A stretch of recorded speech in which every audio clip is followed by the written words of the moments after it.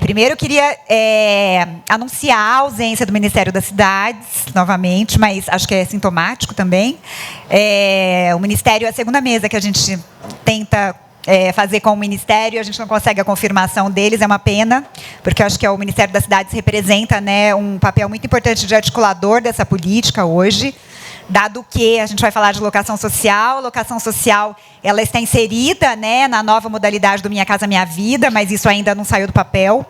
Então, seria muito importante ter a participação do Ministério das Cidades aqui hoje, mas a gente não conseguiu a confirmação deles a tempo, o que é uma pena. Dizer que a Duda está chegando, mas a Duda iria representar a Fundação Tid Setúbal e a Reurba, mas com a Fabi aqui e com o atraso da Duda, pedi para a Fabiana Toque, da TID, representar a Tid Setúbal, e quando a Duda chegar, ela entra para falar da Reurba. Aí é bom porque fica cada uma pessoa com o seu chapéu. E a Dani Ferrari está aqui representando o Secov e a Tenda. Eu acho que tem uma articulação muito importante dessa mesa e de todas que a gente está montando aqui hoje, que é ter representantes de vários setores diferentes, né? Eu acho que isso que dá luz para os debates, né? Porque eu acho que a gente conversar com a gente mesmo, né, e todo mundo falar a mesma coisa, não precisa, né? A gente lê um texto. Eu acho que o ideal é justamente, e a ideia toda essa roda, né, de debate sobre moradia e clima é justamente a gente pautar as diferentes responsabilidades, na verdade, sobre cada tema de cada setor da sociedade, né? A gente está falando aqui de poder público, de sociedade civil organizada, de organizações sociais, de academia e de mercado, né? Então, cada uma delas com o seu papel de ser um ator realmente que possa contribuir. Antes de passar para elas, como eu, representando o FICA, também faço parte do debate, não só como mediadora, mas queria contar uma historinha um pouquinho. Essa mesa é sobre locação social. Locação social é um tema que está na minha vida há muitos anos. Quando eu comecei a fazer meu mestrado, em 2009, meu mestrado era sobre o projeto Nova Luz. Não sei se vocês se lembram do projeto Nova Luz, aquele que queria revitalizar, mais um, né? Revitalizar toda a área central de São Paulo. E eu comecei a estudar políticas habitacionais, as EIs da Nova Luz. Montei uma associação de moradores na Luz, com a Paula Ribas, que era uma moradora local. A gente criou o primeiro conselho gestor das EIs, e era uma batalha para fazer valer a habitação social ali. E a gente estava falando de habitação social na área central, né, da cidade, uma área altamente valorizável, né, com grande possibilidade de valorização. E aquilo começou a me inquietar de que habitação social que pode ser essa, mesmo tendo umas EIs, né, como que as EIs podem garantir a permanência das pessoas ali, se a gente tiver propriedade privada, e essa propriedade pode ser repassada, revendida, e a gente não tem aí a real benefício de garantir a permanência da população de baixa renda na área central. E quando eu comecei a estudar a locação social, entendendo a locação social como uma possibilidade, uma alternativa de moradia, além da propriedade privada, e que pudesse evitar a gentrificação, garantir a permanência, oferecer um serviço, né, para a população, ser o que é, na verdade, a política habitacional dos países envolvidos, né, focadas aí nas public housings. Depois isso virou meu doutorado, né, que chama exatamente isso, né, as EIs 3 como garantias de acesso e permanência da população de baixa renda nas áreas centrais, a partir do caso, né, da história do projeto Nova Luz. E, concomitantemente, comecei a apoiar o FICA. Em 2021, passei para fazer parte da diretoria do FICA e tendo o privilégio de poder trabalhar com aquilo tudo que eu estudei tanto tempo na prática, que é aplicar realmente, né, a locação social como um serviço. E depois, eu falei bastante disso, né, na mesa anterior, né, do Housing First, não só mais no acesso à moradia, mas entendendo a habitação como um serviço, né, que é o que o FICA faz hoje, né? A gente entende a habitação social, tanto a locação social como o Housing First, como um serviço de moradia social, né, à medida que as famílias de baixíssima renda precisam ter a porta de saída e não só a porta de entrada, né?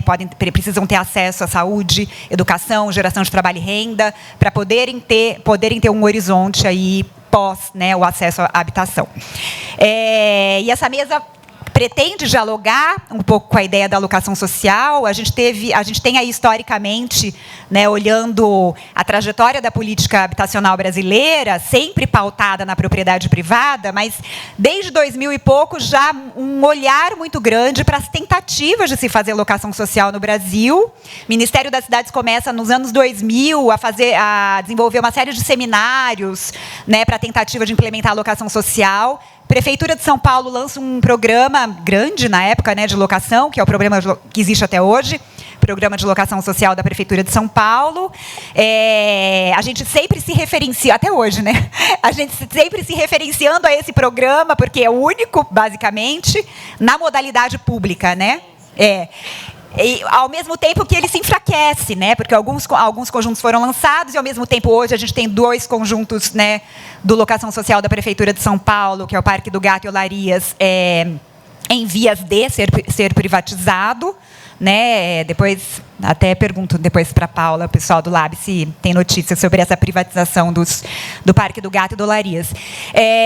Enfim, e nos últimos anos, um novo olhar para a locação começou a aparecer no Brasil como política, né? Tanto o mercado imobiliário se interessando, né, por desenvolver produtos de locação social também, mesmo que não seja para o HS1, para o HS2, né, para a faixa 2, e também a introdução do privado junto com o poder público para desenvolver essas políticas, a tal da PPP. Né? Hoje a gente tem formatado, aí, junto com a Caixa, com o Ministério das Cidades, uma licitação em andamento, que é a PPP de Locação Social do Recife, a PPP de Locação Social de Campo Grande. Então, outros atores que foram aparecendo nesse processo. Né? E, claro, algumas experiências também pontuais, como a do FICA, né, que tem desenvolvido locação social, né, desde 2015, mas ainda de forma mais lenta, porque depende do nosso fundo de doações, da compra de imóveis, né, para que as famílias possam acessar essa moradia. Bom, dei um panorama geral, tem várias outras coisas para abordar, mas eu quero depois a gente abordar a partir da leitura que elas trazem, que eu acho que são pontos diversos, né, sobre os diferentes trabalhos desenvolvidos. Eu vou passar, tal como a gente fez as outras mesas, para uma breve apresentação de 5 minutos para cada uma. Aí vocês acho que podem falar do trabalho de vocês, né, que tem relação com o tema. E depois eu volto com perguntas e a gente faz uma rodada entre nós e depois com a plateia. Pode ser? Eu sou Paula Santoro, sou professora da Faculdade de Arquitetura e Urbanismo da USP, coordeno o Lab Cidade, hoje coordeno a pós-graduação do curso, né, de Arquitetura e Urbanismo, não a pós toda. E hoje coordeno uma pesquisa, FAPESP, que chama Habitação como Serviço, né, que é uma parceria com a SEAB, com a Prefeitura de São Paulo, para a gente pensar uma política de aluguel social para São Paulo. A gente chama de aluguel social e locação como uma modalidade dentro desse conjunto, né, de possibilidades de aluguel social. A gente tem um objetivo acadêmico, né, que é entender o aluguel nesse movimento de crescente financiarização do imobiliário. E a gente tem um objetivo político, de gestão, que é melhorar o programa de locação de São Paulo, que a Simone estava introduzindo, falando sobre ele, mas talvez pensar outras modalidades e um novo locação, né? Ou a regulação do aluguel, outras modalidades que a gente está encontrando, né? Por que a gente pensou esse projeto? Primeiro, porque o aluguel ele está crescendo, a gente está vendo, né, na América Latina como um todo, as pessoas alugando mais. Né?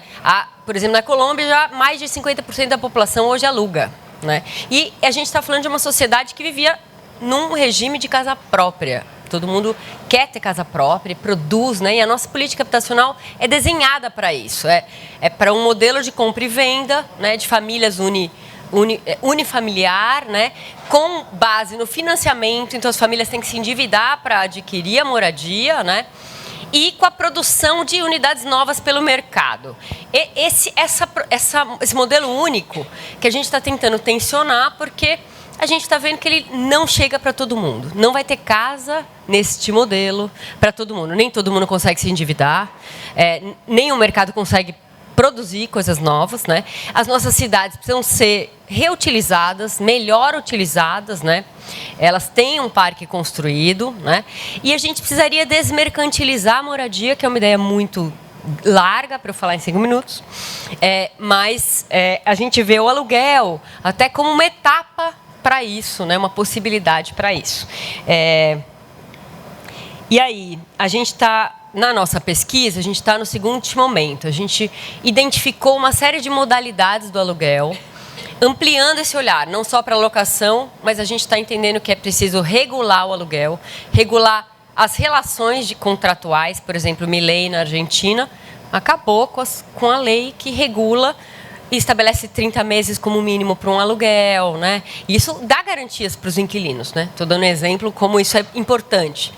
Regulação de preço do aluguel e de aumento do preço do aluguel. A gente viu na pandemia um monte de gente ser mandada embora, né, das suas casas de um modo violento, né? A gente entende que é preciso também pensar modelos que combinem aluguel com compra e venda num processo de transição, que eu posso falar mais depois. E a gente está olhando principalmente para o tema das mudanças climáticas, que acho que essa é a agenda dessa mesa.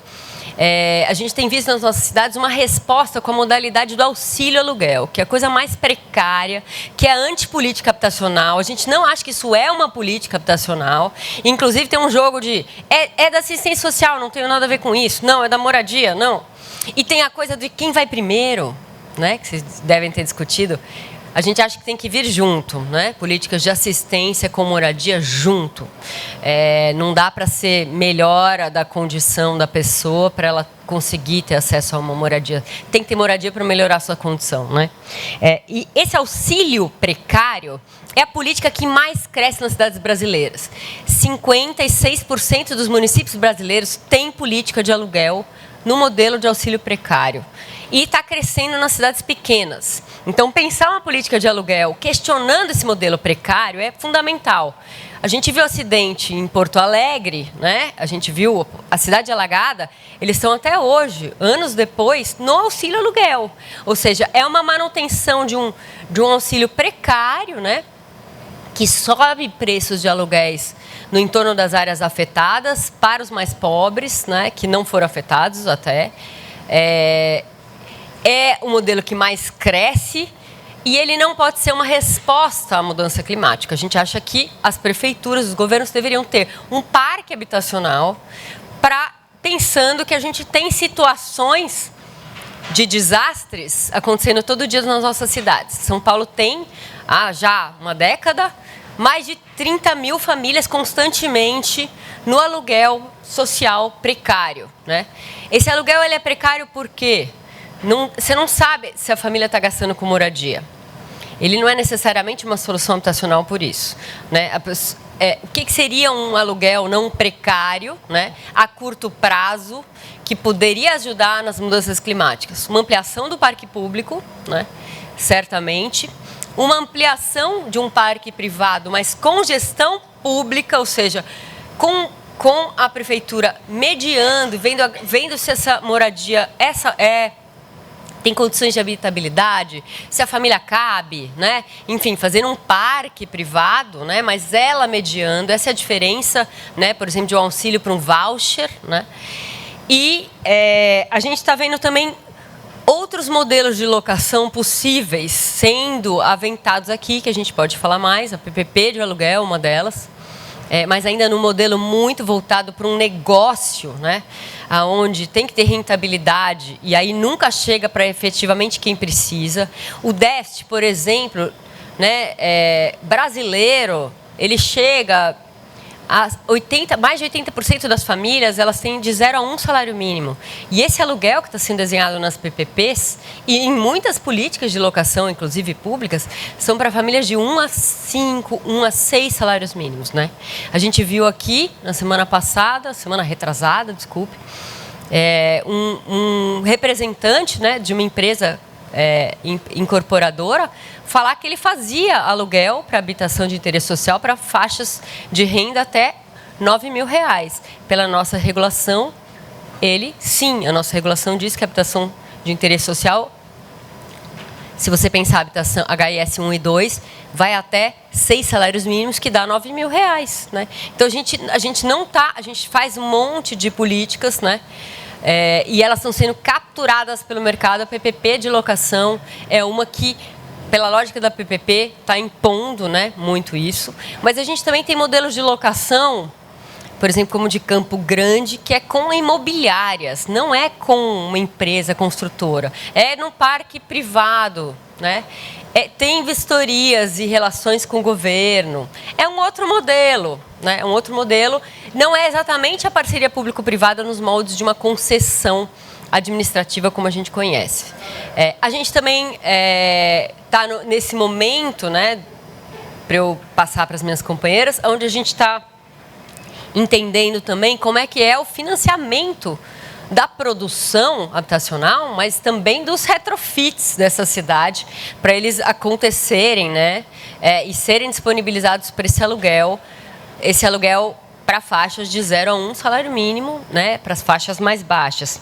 E aí a gente vê também uma incorporação do aluguel no mundo financiarizado. A gente vê, por exemplo, certificados de recebíveis imobiliários baseados em aluguel, financiando a produção imobiliária, mas aí tudo isso, né, a empresa, a construtora lança recebíveis que ela vai receber de aluguel, vende no mercado, tem um dinheiro para ela produzir, e aí esse aluguel, na hora que a gente vê esse aluguel acontecendo, ele vai para as famílias com rendas mais altas, né? Então também estamos vendo essa financiarização potencializando ali o aumento de um aluguel inacessível. O aluguel hoje, para fechar, é a parcela do ônus, né? O ônus excessivo, o gasto das famílias excessivo com o aluguel hoje é a principal fatia do nosso déficit habitacional. É o componente que mais cresce. Ele é um componente mais negro, ele é o componente mais feminino. As famílias mais afetadas pelo aumento, pelo gasto excessivo com aluguel, são mães solo, né? Então a gente está falando de mães solos negras que não conseguem pagar o aluguel. E isso afeta, né, a vida dessas pessoas. Não pagar o aluguel deixa a gente, as famílias, numa situação de violências constantes, submetidas a empréstimos, enfim, a uma série de outras questões, e deixando a sua vida à mercê de ter que mudar várias vezes, né, ao que a gente chama de uma transitoriedade permanente. Então, reconhecer o aluguel como uma política existente, desenhar uma política acessível e permanente com base do aluguel, em várias modalidades, é um pouco que a gente está tentando desenhar nesse projeto. Acho que, para começar, é por aí. Obrigada, Simone, pelo convite. Acho que eu tenho 3 slides rapidinhos, mas para dar o contexto. Eu sou engenheira civil, comecei no mercado imobiliário há 30 anos, na média e alta renda. Aí me corrompi, vim para a habitação de interesse social e há 17 anos trabalho na Tenda. A gente tem um propósito de produzir habitação para todos, né? E em qualquer renda, qualquer situação. Hoje a gente atua em 9 regiões metropolitanas do Brasil. E lá no Secov eu acabei assumindo a parte de habitação econômica e me envolvendo um pouquinho mais na discussão de políticas habitacionais. A gente não tem um projeto, uma modelagem específica de habitação de locação social, mas o que a gente acredita? Que o ônus excessivo do aluguel é caro porque o investidor que compra a unidade, ele quer uma rentabilidade em cima daquela unidade. Então, quanto mais barata for a unidade, menor vai ser a exigência do aluguel e diminui esse ônus excessivo. Então, a gente acredita muito num choque de oferta. Quando você tem, né, a lei da oferta e da demanda, quando você tem uma oferta maior de unidades de interesse social com preço mais baixo, o valor do aluguel vai baixar e você vai conseguir disponibilizar essas unidades. Eu vou sair daqui da frente só para vocês poderem ver. Então, a gente acredita muito que o choque de oferta é capaz de baixar o valor da unidade e viabilizar essa locação a um preço mais baixo. Não estou falando de subsídio, não estou falando de qualquer dinheiro público aqui, estou falando de um dinheiro puramente investimento privado. Como que eu faço para disponibilizar um aluguel mais barato? Fazendo uma unidade mais barata. Então, um dos pilares grandes ali é a redução do custo de produção, para a gente ter unidades ofertadas mais baratas. Vai ter um investidor que vai comprar e a gente vai direcionar isso para uma locação. Precisam surgir incentivos específicos para essa unidade HIS1. Né? A gente tem visto hoje muitos incentivos indo até R$ 9.000, mas se você não tiver realmente alguma coisa mais focada para 0 a 3, o VGV do HS2 sempre vai ganhar aquele terreno. A gente nunca vai conseguir que o terreno produza HIS1. Então, vou citar um exemplo, a ZEIS. A ZEIS é um incentivo específico para o HS1, né? ZEIS 2, ZEIS 3, ZEIS 1. E o terceiro, a segurança jurídica, porque quando você tem um dinheiro público ou um terreno público, ele faz parte de uma política pública, você pode flexibilizar essas questões de proteção para adequação daquela família. Quando você está com um investimento 100% privado, um risco 100% privado, ele vai ter que remunerar aquele risco. Então, qualquer insegurança jurídica nesse ponto vai assustar o investidor. Você pode passar? A redução do custo de produção, no que a gente acredita hoje como tendência, tá? A gente já tem aqui em São Paulo 4 fábricas implantadas, produzindo desde steel frame, wood frame, pré-fabricado de concreto, fábrica aqui na Anhanguera, fábrica em Jaguariúna, Americana. Então, essas fábricas estão aí, já estão produzindo unidades a um custo menor. Por que a gente não consegue ver essa oferta ainda? Porque existe uma escala dessas fábricas para atingirem a capacidade produtiva máxima e o custo ótimo. E como que a gente vai atingir essa capacidade produzida? Com escala. Só que eu vou dar um exemplo aqui da Tenda, né? A gente tem uma dessas fábricas, que é a Alé, uma fábrica de wood frame no interior de São Paulo. Essa planta aqui são 18.000 metros. A gente já está em 63 municípios produzindo casa, objeto de desejo da população. Renda média, 3 salários mínimos, 100% Minha Casa Minha Vida. Eu tenho uma tipologia, essa tipologia ali em torno de 40 metros quadrados.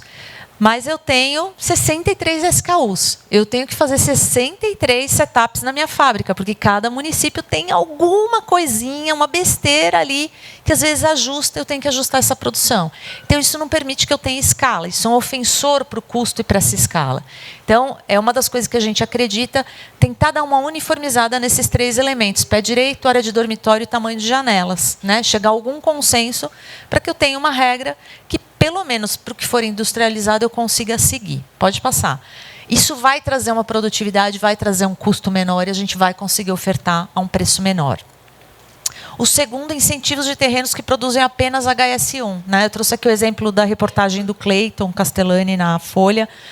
Acho que não tem um mês essa reportagem, de que só 15% das habitações populares em São Paulo são para essa faixa HIS1. As unidades, realmente, eu acho que o percentual até é um pouquinho maior que vai para renda de famílias HS1, porque tem muita HS2 hoje que é vendida para renda de 0 a 3 salários mínimos. Tá? Às vezes a gente aprova HS2, mas direciona para HS1. Mas, de qualquer forma, toda vez que você encontrar um terreno, você vai tentar buscar o maior VGV. Agora, numa vez, quando você tem lá os 60% HS1, você é obrigado a destinar. Então, ele protege um pouco mais essa destinação. A gente tem uma lista de oportunidades de coisas que poderiam ser direcionadas para levar esse parâmetro do HS1 para outras referências. Vou citar o exemplo, aí o setor central tem lá um bônus HS1.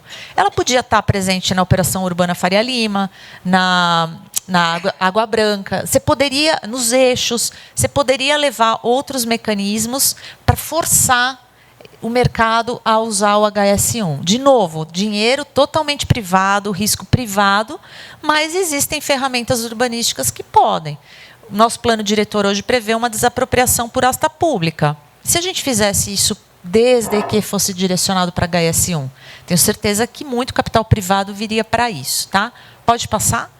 E o terceiro é a segurança jurídica. Trouxe aqui um exemplo, no caso da questão de condomínio, tá, que está em pauta hoje, se as famílias que são colocadas em empreendimentos que têm ali o financiamento e não estão conseguindo pagar o condomínio, os imóveis deveriam sofrer com um processo judicial de recuperação, né, de garantia.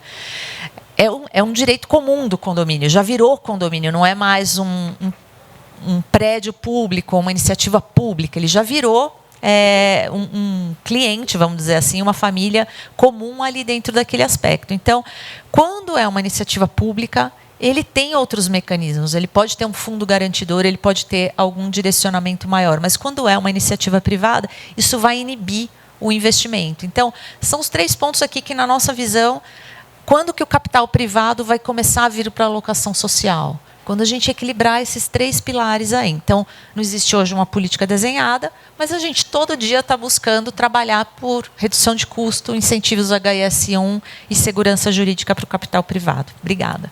Estou aqui substituindo temporariamente a Duda.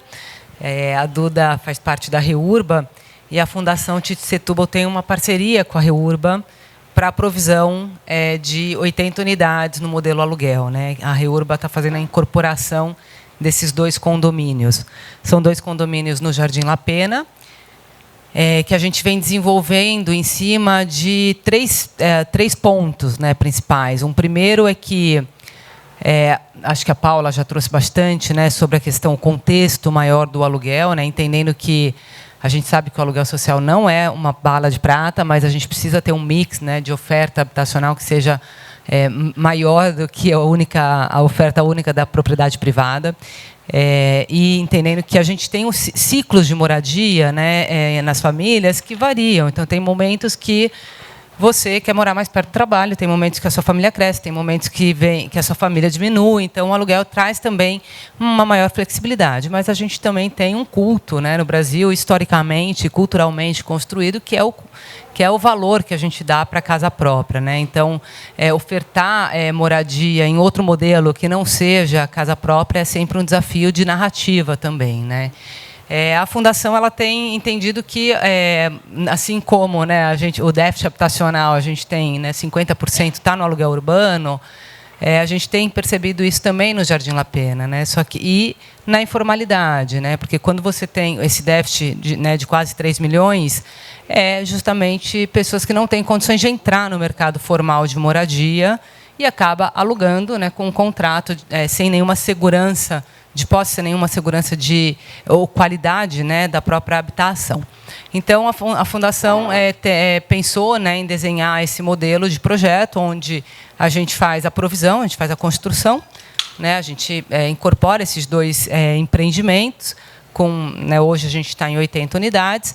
A gente tem um modelo de gestão social, né, que é feito por uma associação comunitária, que segue muito, né, o que o FICA tem praticado, o que o AJA tem praticado, essas outras iniciativas da sociedade civil na provisão, né, na oferta do aluguel social.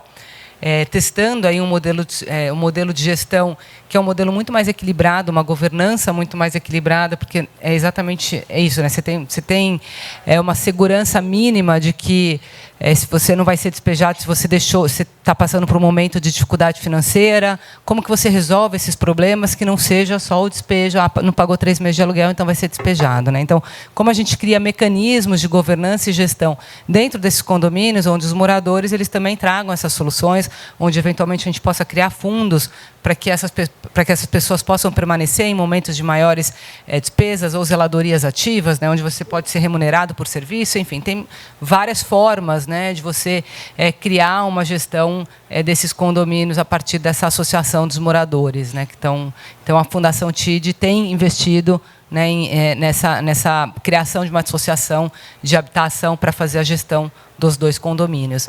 E, além disso, isso é uma tese que a gente tem testado e não tem se provado, talvez, um caminho, que é como que a gente consegue capturar recursos de mercado, né, o capital comercial em larga escala para investir em bens sociais, né? E a gente tem tido muita dificuldade com a modelagem financeira nesse sentido.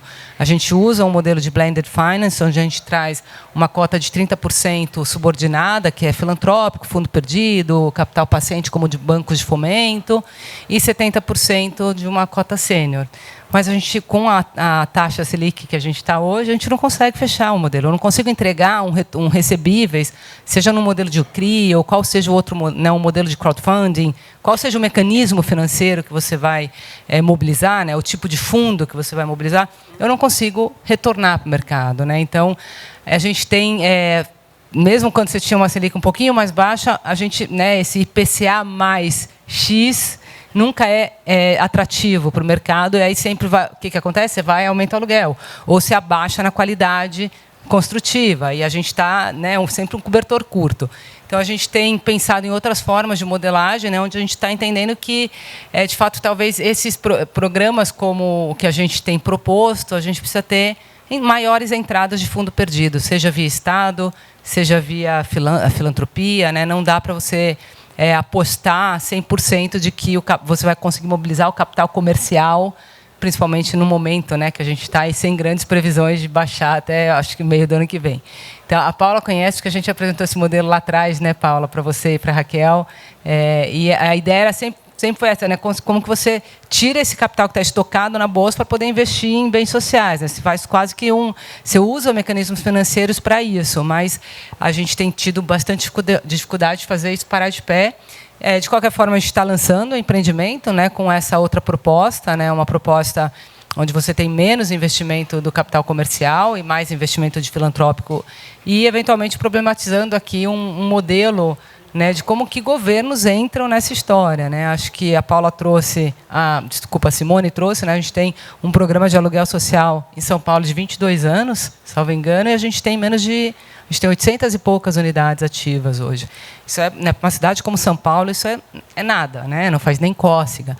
Então, como que também a prefeitura, enfim, governos, em geral, podem se apropriar melhor dos modelos que a sociedade civil tem proposto nesse sentido, né, nessas diferentes iniciativas, para que isso ganhe escala, né? Não uma reprodução, não um parque habitacional de 80 mil moradores igual a Raposo, né? Mas algo que seja sustentável nessa pequena escala e que possa ter incentivos de diferentes atores aí, né? Mas principalmente o governo entrando com uma política mais firme aí, que convida outros atores como a sociedade civil a participar no campo do aluguel social.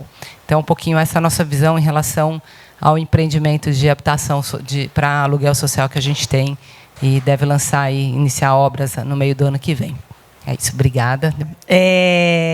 Fabi, Daniela, Paula, queria tentar abordar um pouquinho o tema separadamente, acho que são três aspectos, embora a gente não tenha um dos atores aqui, que é poder público, mercado imobiliário e organizações da sociedade civil, né? Acho que são três atores que que deveriam atuar, que estão atuando ou que estão tentando, né, atuar nesse fator. A gente não tem a presença do poder público aqui, infelizmente, tentamos, mas não conseguimos. Mas, por outro lado, eu acho que a Paula traz essa perspectiva da pesquisa, né, em relação, sobretudo, à SEAB com o poder público.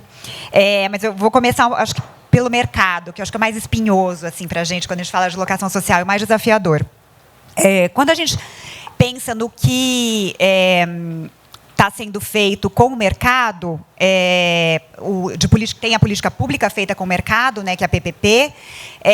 Quando a gente avalia o desenho das PPPs, nos parece que é uma engenharia financeira muito difícil de ser compreendida. Isso também aí é uma avaliação da política pública também, né? Aonde grande parte do recurso vai para pagar, né, para financiar, né, os terrenos, né, o lucro do mercado, os serviços que vão ser prestados, etc. Pelo menos, avaliando, por exemplo, como exemplo a PPP de Recife, né, que eu acho que todo mundo acompanhou um pouquinho, né, o que está acontecendo, o que está sendo lançado agora. E daquele montante todo de dinheiro, um percentual pequeno acaba sendo direcionado para a alocação social, porque um terço tem que vender para poder remunerar, e esse dinheiro... E, na verdade, aí a gente faz a conta, né? Por que não pegam esse recurso e faz um parque público de locação e atende, né, realmente quem tem de uma forma muito mais simples e fácil? Claro que aí a gente tem também talvez seja uma análise simplista, por isso que eu queria ouvir vocês. Assim. Talvez a gente tenha também aí um outro componente que eu acho que envolve o executivo, que não, esses programas todos não são, é igual o programa do Retrofit, né? O programa do Retrofit, a prefeitura sempre diz, não é uma política só habitacional, é a política de recuperação do centro, né? A PPP não é uma política só de habitação de interesse social, é uma política imobiliária. Minha Casa Minha Vida não é só uma política habitacional, é uma política anticíclica, econômica, para fazer gerar economia. Só que nessas tentativas da política habitacional ser outra coisa, a gente acaba nunca resolvendo o problema, de fato, que a gente tem, que é a habitação de menor renda, né? E, por outro lado, que para a gente, né, organização social, a gente olha a engenharia financeira de uma PPP e acha caríssima, muito dinheiro, com esse dinheiro a gente faz isso e muito mais, o mercado acha pouco dinheiro. Né? O mercado não está entrando em Recife, por exemplo, que acha que não vai remunerar eles o suficiente, porque é risco e tal. Isso fica um pouquinho para a Paula também falar depois, mas emendando aqui no pensar no mercado privado. Quando a gente analisa alguns países que o mercado conseguiram trabalhar com o mercado a oferta de habitação social, vou dar um exemplo de Barcelona, por exemplo. Não sei se vocês acompanharam, na época da gestão da Ada Colau, se instituiu aquela legislação que 30% de todo empreendimento habitacional seria habitação de interesse social. E isso não foi oferecendo incentivos apenas, como a gente tem feito no Brasil. Foi trabalhando, através de muito diálogo com o mercado imobiliário, de que esse mercado precisaria também arcar com esse ônus do déficit habitacional, de uma super crise emergencial habitacional, que precisa pensar, habitação social você vai ganhar menos dinheiro, habitação social seu lucro vai ser menor. Dá a impressão para a gente que o mercado imobiliário nunca vai poder ganhar menos dinheiro. Para ele conseguir produzir, ele tem que ganhar aquilo que ele ganharia no mercado normal. E te uso aqui, Dani, justamente para poder ou me contrariar e falar não é nada disso, ou concordar comigo, mas, enfim, é a sensação que a gente tem, assim, que a gente nunca consegue fazer habitação social de mercado, porque o mercado não está sendo remunerado quanto que ele ganha para a habitação de classe média. Mas será que é essa a lógica? Né? Aí, quando a gente vê quando que é possível fazer uma habitação social acessível, social de verdade, alguns empreendimentos que a gente tem visto por aqui, que esses investimentos de impacto, né, que consegue, mas ainda nem o investimento de impacto consegue acessar esse HS1. Né, a gente tem o exemplo do Soma, que ele atende HS2, não consegue, porque tem o retorno financeiro e daí coloco o exemplo do FICA, né, no paralelo. Estou trazendo um monte de elementos aí, vocês estão guardando na caixinha. O último eu já passo. No FICA, a gente lançou um investimento, a gente não chama de investimento de impacto, a gente chama de investimento social mesmo, que é o nosso sistema de mútuo, que aonde a gente atrai investidores que vão receber a remuneração do seu dinheiro, mas uma remuneração abaixo do mercado. Claro que no nosso caso é bem abaixo, mas talvez poderia ser um intermediário. Então, enquanto o nosso investidor ele não está preocupado no retorno financeiro dele, está preocupado em contribuir para que a habitação social aconteça. Então, ele investe um dinheiro, ele vai receber essa remuneração abaixo, similar à poupança, ou seja, se ele colocar o dinheiro em qualquer fundo, ele ganha mais. Só que ele quer fazer com que aconteça a habitação de interesse social. Né? E muitas vezes o investidor ele nem pega de volta, ele doa o dinheiro, ele doa o investimento e tal. E a gente consegue girar um programa assim, que é o nosso programa Compartilha. E a gente não vê essa mobilização acontecendo no mercado, né? Ou no investimento social privado, ou no mercado imobiliário, porque o lucro não pode ser abalado. Será que a gente não está no momento de que a sociedade precisa partilhar desse ônus do déficit para promover essa habitação social que ela não acontece porque nunca fecha a conta? Enfim, é uma super provocação, Dani. Mas queria que você dialogasse um pouquinho com a gente, depois jogo para os outros atores também. Eu coloquei 2 pontos aqui, porque eu acho que dá para a gente falar um pouco. E acho que a Tenda é um bom exemplo aqui para te contextualizar essa coisa da rentabilidade, vamos chamar assim. Eu não sei se você sabe, mas a Tenda ela não tem um dono, não tem um fundador. Ela é uma empresa hoje 100% mercado. O que quer dizer isso? que os donos da tenda são os investidores que compram uma ação dela e ganham assentos no conselho que podem determinar o caminho da empresa. Mas tem toda uma governança desse capital privado de qualquer um de vocês, de nós aqui, que vai lá e compra uma ação da tenda. Então, o que ela tem que remunerar hoje? Quem compra uma ação da tenda espera o quê? Espera a taxa de remuneração que esse tipo de negócio dá de risco, então você cobrir pelo menos o risco do setor imobiliário, mais um prêmio.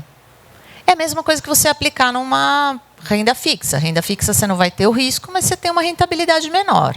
Se você vai para a bolsa, você quer um pouquinho mais de rentabilidade, porque tem um risco. Tem o risco da gente estourar custo, da gente atrasar a obra, de acabar o dinheiro do Minha Casa Minha Vida, o FGTS não dá conta. Tem inúmeros riscos que estão acontecendo. Então, quando você vai comprar uma ação, ao invés de você pôr o seu dinheiro na renda fixa, você vai comprar uma ação, você espera um pouquinho mais de prêmio. Então, esta rentabilidade, que quando a gente compra um terreno, é esperada, é para a gente devolver essa rentabilidade de quem pôs o dinheiro lá e investiu. Porque senão ele vai parar de pôr o dinheiro, eu não vou ter como fazer mais compra de terrenos, gerar um negócio. Então, óbvio, tem muita empresa do mercado imobiliário que é de dono. O dono pode querer ganhar mais ou ganhar menos, né?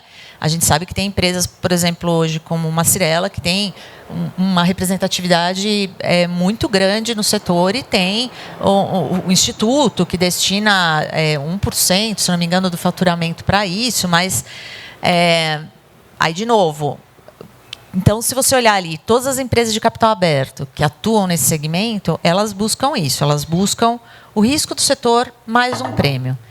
E tem empresas que atuam em média e alta renda e tem empresas que atuam só na baixa renda. Então, a Tenda é um exemplo, é uma empresa que atua só na baixa renda. Eu não tenho a discutir, mas meu investidor quer o prêmio da alta renda, o outro quer o prêmio... Não, é tudo... Quem compra ação... Hoje, 55% das vendas da Tenda são feitas para famílias de até 3 salários mínimos. Isso é um número Brasil, tá? Então, assim, é uma empresa de capital aberto, publica resultado trimestralmente, você entra lá no relatório, sustentabilidade tem isso. Então, hoje, o nosso objetivo é fazer unidades cada vez mais acessíveis para poder vender para famílias de menor renda, com isso eu ganhar escala, construir mais barato, e isso é um que a gente chama de um flywheel, que ele vai se retroalimentando. E eu consigo entregar esse prêmio, fazer crescer colaboradores, sociedade, enfim, estou com os meus 3 pilares aqui resolvidos, tá? Mas eu preciso entregar esse prêmio. E aí, quando você fala da PPP, por que são 2 coisas? Primeiro é caixa. Vocês já devem ter ouvido, caixa é rei. Então, assim, a PPP, ela conceitualmente, o governo fala, eu não tenho esse dinheiro parado aqui na minha poupança, eu tenho aqui meu imposto que bate todo mês um dinheirinho, então eu só tenho essa contraprestação para te pagar. Então, se eu tivesse que fazer essas, sei lá, 1.000, 5.000 unidades, eu teria que guardar dinheiro por 10, 20, 30 anos. Vou achar alguém que tem esse dinheiro, que tope receber em 30 anos, e eu pago 10% a mais. Aí eu te falo, 10%, 10%, Selic a 15%. Selic, 0 risco a 15%. E o governo pagando 10%, quem vai entrar? E ainda pegar dinheiro do caixa, que eu poderia estar comprando terreno e rentabilizando o 15% mais o prêmio. Então, não faz sentido. Mas não faz sentido pelos 2 motivos. Pelo caixa, porque o governo espera que nós aportemos o recurso e que ele vai pagar em 30 anos, para ele pagar 10%. E é mais risco, porque você está construindo para o governo. E se mudar? E se ele não pagar? E tem uma terceira complexidade da PPP, que é o serviço. Então, eu vou falar, por exemplo, para a minha empresa. A gente atua em Recife. Eu estive com a Caixa para conhecer a PPP. Poderíamos entrar. Mas, por exemplo, a gente não faz administração de imóvel pronto. Então, para a gente, é um business muito complicado, porque eu sou muito boa de construir, sou muito boa de vender, mas eu não consigo administrar. Então, essa terceira perna, eu teria que subcontratar, vai sair caro, e eu vou ter que assumir um risco que eu não quero, que aquele investidor que comprou minha ação não está querendo. Fala, não, você é boa de construir e de vender, então só faz isso, né? Então, por esses motivos, é mais difícil uma PPP parar de pé. Na visão dessas empresas. Estou falando da minha aqui, por exemplo, tá? Mas, óbvio, tem empresas que entraram, o PPP de São Paulo, né? A gente teve a Canopus, mas é um nicho... não era locação, era privado. Mas é um nicho mais difícil. Então, assim, acho que vale entender essa questão do caixa, que hoje, por exemplo, uma empresa como a Tenda, a gente não compra terreno com dinheiro, porque a gente não tem esse caixa. A gente compra através do crédito associativo, porque o FGTS financia. Então, nós nem temos esse caixa. E a taxa, 10% versus um CDI a 15%, não tem mágica.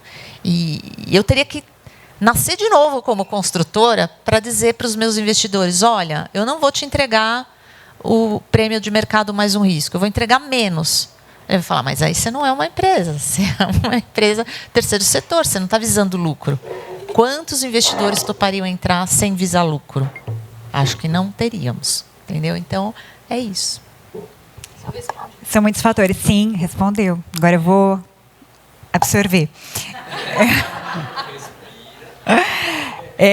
Queria jogar agora. Mas tem a coisa da rentabilidade, né? Só essa parte que você não respondeu. A rentabilidade. Não, mas a rentabilidade, o mercado ainda, os seus investidores, eles não abrem mão da rentabilidade, né? Tem isso, né? Isso é uma coisa que tá dada ali, né? Não, deixa eu roubar de novo o microfone. A gente tem qual trimestral de resultado? Se você, um trimestre ali, dá uma desempenhada ruim, o que acontece com a atuação? Baixa. Cai drasticamente. Por quê? Porque o cara fala, não estou confiando na tua entrega, tchau. Tchau, fui. Sua empresa perdeu valor, você não tem mais aquele dinheiro, seu balanço fica mais alavancado, você não consegue mais crédito, e aí? São os capitalistas, tá tudo certo. Dentro do mundo capitalista. Agora, só uma provocação. Você ouviu falando do mútuo do FICA, né? Que é o nosso sistema. Você acha, claro, o nosso é bem abaixo, né? Você acha que seria possível, dentro do mercado, criar uma coisa em maior escala, existiria esse perfil de investidores que pudessem falar, tá, eu vou ganhar menos, eu quero contribuir para a habitação de interesse social para baixa mais renda? Como é que você vê essa viabilidade dentro do mercado privado, Tenda, não sei, ser parceiro em algo para atender a renda mais baixa, que não acessa esses 3 salários mínimos, que nesse modelo de um investimento social com menos retorno? Eu vou te mostrar, por exemplo, hoje o que está acontecendo. É muito claro, você entra de novo, todas as empresas de capital aberto. Está lá na bolsa, qualquer um de vocês pode acessar ali o seu Invest Something e analisar. Quais são as ações mais valorizadas? Aquelas que estão investindo mais na média e alta renda ou mais na baixa renda? Então, a Tenda é a empresa hoje que atende mais o faixa 1. Tem empresas que têm um share maior lá de faixa 3, que estão indo para o faixa 4. As mais valorizadas estão no faixa 3 e no faixa 4, não estão no faixa 1. Então, isso responde. Os investidores hoje querem o lucro. Entendeu? A gente tem um projeto social. Tem investidor que vem para essa faixa. Por exemplo, a Aleia. Ela tem um investidor de private equity que é a Good Karma. É um private equity focado em investimentos de impacto com sustentabilidade. Então, ela só investiu porque a gente está fazendo casa em wood frame, que a gente está se propondo a construir mais barato, vender mais barato com o uso da tecnologia e sustentabilidade. Então, existe esse investidor, principalmente lá fora. E é bom uma empresa de capital aberto ter essas iniciativas, porque o investidor lá fora ele quer segurança, ele quer governança, ele quer um monte de coisa. Então, a gente tem um modelo que está se propondo a isso. Eu quero vender mais barato. Por exemplo, a Aleia consegue colocar casa no interior de São Paulo a partir de R$180 mil. Tenda consegue colocar apartamento aqui na capital a partir de 220. Então, assim, existe uma tentativa de ir para menor renda, para uma... Agora, quer uma menor rentabilidade? Depende. Você tem que me trazer algo em troca. O que em geral vem em troca da baixa rentabilidade? O volume, a escala. Entendeu? Então, por isso que eu coloquei aqui que a questão da fábrica, de baixar o custo, de ganhar escala, ela pode ser um trade-off para a rentabilidade. Eu ganho menos, mas gira mais. Esse girar mais é a escala. É o único trade-off que hoje eu tenho visto. Simone, assim, eu não tenho visto um trade-off diferente disso. Tá, legal. Eu provoquei, né? Vocês viram? Paula, eu vou fazer uma pergunta mais genérica, aí você fala o que você quiser. Trouxe vários elementos aí, né, acho que da PPP. Eu sei que o Labicidade pesquisou muito a PPP, desde a PPP de São Paulo, né, a PPP que não era locação. Sei que vocês também pesquisaram, né? Eles pesquisam tudo, gente. Labicidade pesquisa tudo. Tudo que é habitação. A PPP também da locação e acompanham a SEAB, o projeto de locação social, o programa, né, de locação social da SEAB. E que eu estudei isso na época do meu mestrado, mas pelo que eu saiba, não mudou muita coisa da época que eu estudei, há alguns anos atrás, 10 anos atrás, da dificuldade de gestão, de remunerar, né, ter o retorno do investimento. Na época que eu pesquisei o programa de locação social de São Paulo, gente, eram 2 funcionários da SEAB, cuidando de um programa de 1.000 unidades, assim, surreal, assim. E depois existiu uma tentativa pública, é importante dizer isso também, de melhorar e de fazer isso crescer. Na época do Haddad, criar uma gerência de locação social, que depois, quando o Dória entrou, ela foi desmontada, infelizmente, porque eu acho que poderia ter tido aí um fôlego, né, para crescer o programa, para poder articular mais investimento para a locação social, que na época foi feito até com recurso do BID, né, o programa na gestão da Marta. E hoje, enfim, está realmente sem fôlego e tem isso, né? Acho que dificuldade, talvez, de financiamento, da gestão. Mas gestão, você pode subcontratar a gestão, né? Contrato fica, contrata, sei lá, contrata diagonal, contrata, né, alguém para apoiar a gestão. A pergunta né, que acho que você pode abordar muito tanto a PPP quanto o programa público. Qual além da falta de vontade política, que ela é talvez óbvia às vezes, mas o grande desafio para a gente ter habitação, locação social pública na política brasileira, sim. E a gente vê isso também no governo federal, né? O governo federal entrou começou o governo com a promessa, nossa, Minha Casa Minha Vida, a gente vai ter housing first, a gente vai ter melhorias habitacionais, que saiu, a gente vai ter locação social. E até agora, nada, assim, não avançou na regulamentação do locação social via governo federal. Porque, e é o que eu sei, dentro, né, em diálogos com o governo, o braço da gestão é o grande desafio, por mais que você tenha esse modelo, né, de poder contratar, de treinar e subcontratar a gestão dentro dos municípios e tal.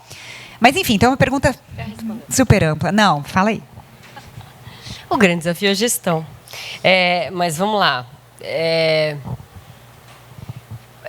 Bom, primeiro, a pauta da locação, ela parece, na nossa investigação, ter vindo e ser muito pautada pelos órgãos de fomento, órgãos internacionais, né? Então, o nosso programa de locação em São Paulo foi BID, né? Inclusive, uma das dificuldades de vender o gato é porque, como teve financiamento do BID, o BID colocou lá que tinha que permanecer público e locação, né? Interessante. E é isso que parece que está pegando, né? O que dizem, não sei, porque eu não estou acompanhando, assim, o caso par e passo, né? Então, esse tema tem aparecido muito forte. Agora, o grande desafio da locação, gente, é o desafio do aluguel, né? Como diz a Isa, que trabalha comigo, Isadora, ela fala assim, Paula, toda vez que você fizer uma fala, você tem que falar, locação é um perrengue. É um perrengue, ninguém quer alugar, gente. Por quê? Porque você está ameaçada, porque você não consegue mudar a sua cozinha, porque se chove dentro, você tem que negociar com o proprietário, né, gente? Assim, tanto que... Então, é uma pauta que tanto quem aluga como governos vê como um problema, né? O que a gente não enxerga é que esse mesmo perrengue, entre mil aspas, se dá com a casa própria. Se a gente voltar nos conjuntos habitacionais públicos em São Paulo, é preciso fazer manutenção. Tem que ir lá fazer reforma. Eu acompanho a Água Branca, um conjunto na Água Branca, desde 2011 eu acompanho. Já passou por 4 reformas, está na 8ª etapa de reforma. Não sai da reforma, né? E isso é o poder público que faz. Só que a gente não associa isso ao custo da política. Inclusive, a gente mantém, por vezes, precário, porque isso dá voto. Então, cada eleição tem uma onda de reforma no conjunto, né? Então, a gente precisa enxergar que manutenção não é um problema da locação, é um problema do mundo, da casa, né? De ter um parque imobiliário. E aí, o que o governo federal fala? O nosso dilema é a gente não consegue cuidar da gestão na ponta, né? Quem está na ponta, né? Fala, eu não consigo dar conta da gestão, né? E tem mesmo um monte de desafios o programa de locação público. São Paulo é o único que tem no país. É um dos maiores parques, apesar da gente achar pequeno, né? Mas a gente tem outros modelos. O que eu acho que a gente está um pouco trabalhando num fla-flu, sabe?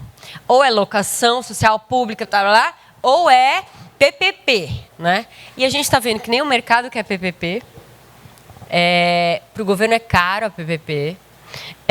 Então, que outros modelos a gente tem, né, para pensar o aluguel de uma forma muito mais eficiente e também dispersa, né? Porque acho que uma das coisas que está acontecendo no mercado,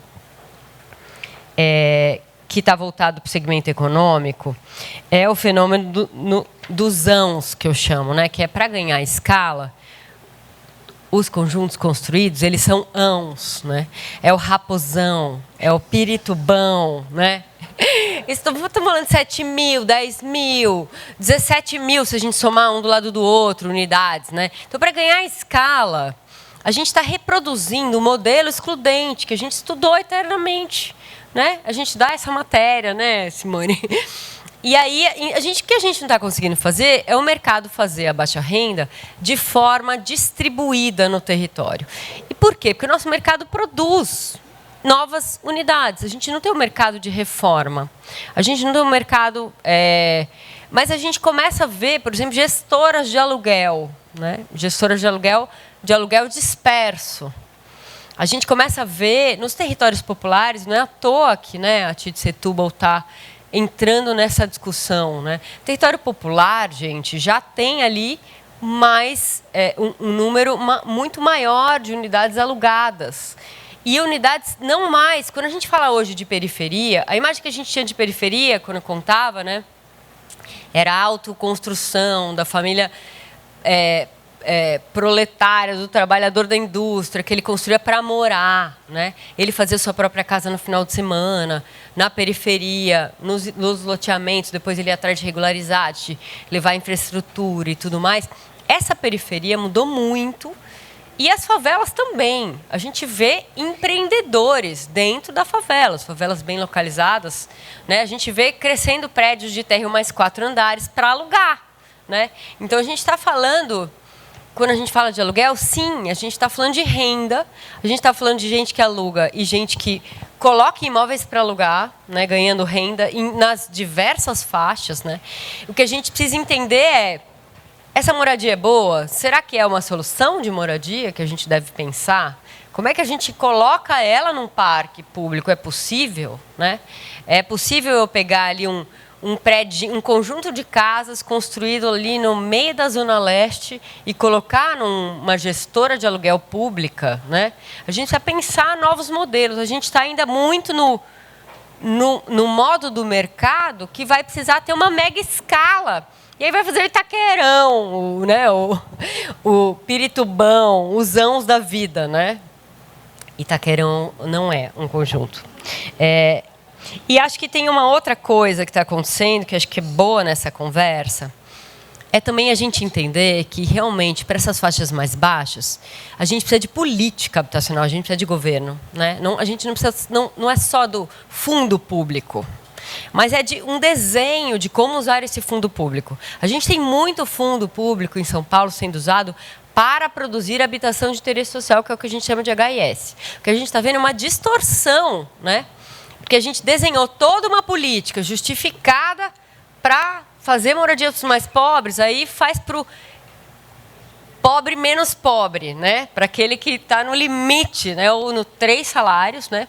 Ou no 9 mil ou 6 salários mínimos, né? E aí a gente tem incentivos urbanísticos, a gente deu A gente abriu mão de outorga onerosa, que é um pagamento que os empreendedores fazem para construir mais do que uma vez a área do terreno. A gente abriu mão. A gente desenhou estímulos para se fazer esse modelo de habitação próximo aos metrôs. A gente está vendo produzir microapartamentos com preço do metro quadrado super caro, inacessíveis para os mais pobres, muitas vezes associados a um modo carrocêntrico de transporte no metrô, né? Então, a gente precisa... E a gente deu aqui, no caso dos retrofits no centro de São Paulo, bônus, cheques ali para as empreendedoras, né? Fazerem retrofit. Virou uma coisa muito especial, né? Então, a gente está vendo assim, retrofit, cujo aluguel é R$30 mil. Né? Então, o que a gente está fazendo com o recurso público? Então, se a gente precisa de fundo público, como é que a gente vai gastar? Não dá para ser tão distorcido, né, para chegar nesse mercado e na rentabilidade desejada. Não é o governo que vai pagar a diferença da Selic, né, Dani? Assim, estou dialogando contigo. Não é o governo que vai pagar. A gente precisaria de investidores interessados em ganhar menos, né? E uma aliança, né, com esse fundo público. Eu acho que assim, a PPP, ela segue sendo o modelo do momento. Só para comentar um pouquinho que você falou da de Recife, né, para vocês entenderem como é que a gente está hoje no programa. As políticas de locação federais, elas estão sendo pensadas no Planab, é um plano para 2040, né? Então tem aí um desenho de política federal. Existe uma linha lá dizendo que o Minha Casa Minha Vida pode ser de locação, mas a gente ainda está para ver, né? Como é que vai ser isso. E a gente vê um desenho por parte da Caixa, né? De um setor de estruturação de parcerias público-privadas, de PPPs, onde entraram já em desenho 2 PPPs de locação, a de Campo Grande e a de Recife, e tem mais 2 ou talvez 4, né, que é Santo André, São José dos Campos, Maceió, estou esquecendo de algum, enfim, que estão sendo desenhadas. Então, a gente está falando de um modelo que, na hora que eles pensam no governo federal, por que eles pensaram no PPP? Porque eles terceirizam a gestão, porque o governo federal fala, não vou lá no território ver, né, fazer a gestão. E aí, esses programas, uns mais avançados que o outro, Recife e Campo Grande, mais avançados, ali no momento que eles estão discutindo aí com mercados interessados, não interessados, a ver quem aparece, né? Mas esse modelo de locação muito diferente, tanto em Campo Grande como em Recife. Então, uma pergunta que você fez a PPP não mudou nada? As lógicas de rentabilidade, não. Mas as PPPs mudaram muito. A PPP Canopus, governo do Estado, aqui, compra e venda, né? Ela foi um exercício de terra arrasada, paga 2 quadras, tira todo mundo, joga a Cracolândia para cá, né? E numa transformação, tanto de uma substituição de população e uma substituição do que está construído, né? Recife não quer ser assim. Então, tem ali na narrativa, a gente não sabe o que vai ser, que prevê retrofit, né? Prevê várias coisas. O que tem em comum? Terreno público, imóvel público, né? Para viabilizar a PPP, tem que viabilizar o terreno. Isso barateia, né, a moradia, atrai investidores, porque eles não conseguem, muitas vezes, tirar alguns nós da terra que a gente tem, né, no centro de São Paulo. Mas Recife, por exemplo, está dando muito mais unidade, que ele vai privatizar através de compra e venda, terreno público bem localizado em área central, e muito menos, né, em locação, e muito menos vai permanecer público. Então, tem um processo de privatização das terras aí, que em São Paulo foi muito, né? E lá tem um pouquinho que vai ficar na locação, né? Outra diferença é que teve um amadurecimento das modelagens. Então, entram muito mais receitas acessórias, né? A possibilidade de alugar lojas e tudo mais, tudo isso entra como uma espécie de, eu não chamaria de bônus, né? Mas é uma outra conta, é uma outra conta. Inclusive a possibilidade de securitizar o aluguel. Ou seja, uma PPP pode fazer um CRI, né? E ela poderia, então, lançar no mercado e aí ter outras fontes de alimentação, né? Essas são as diferenças que eu pensei nesse minuto.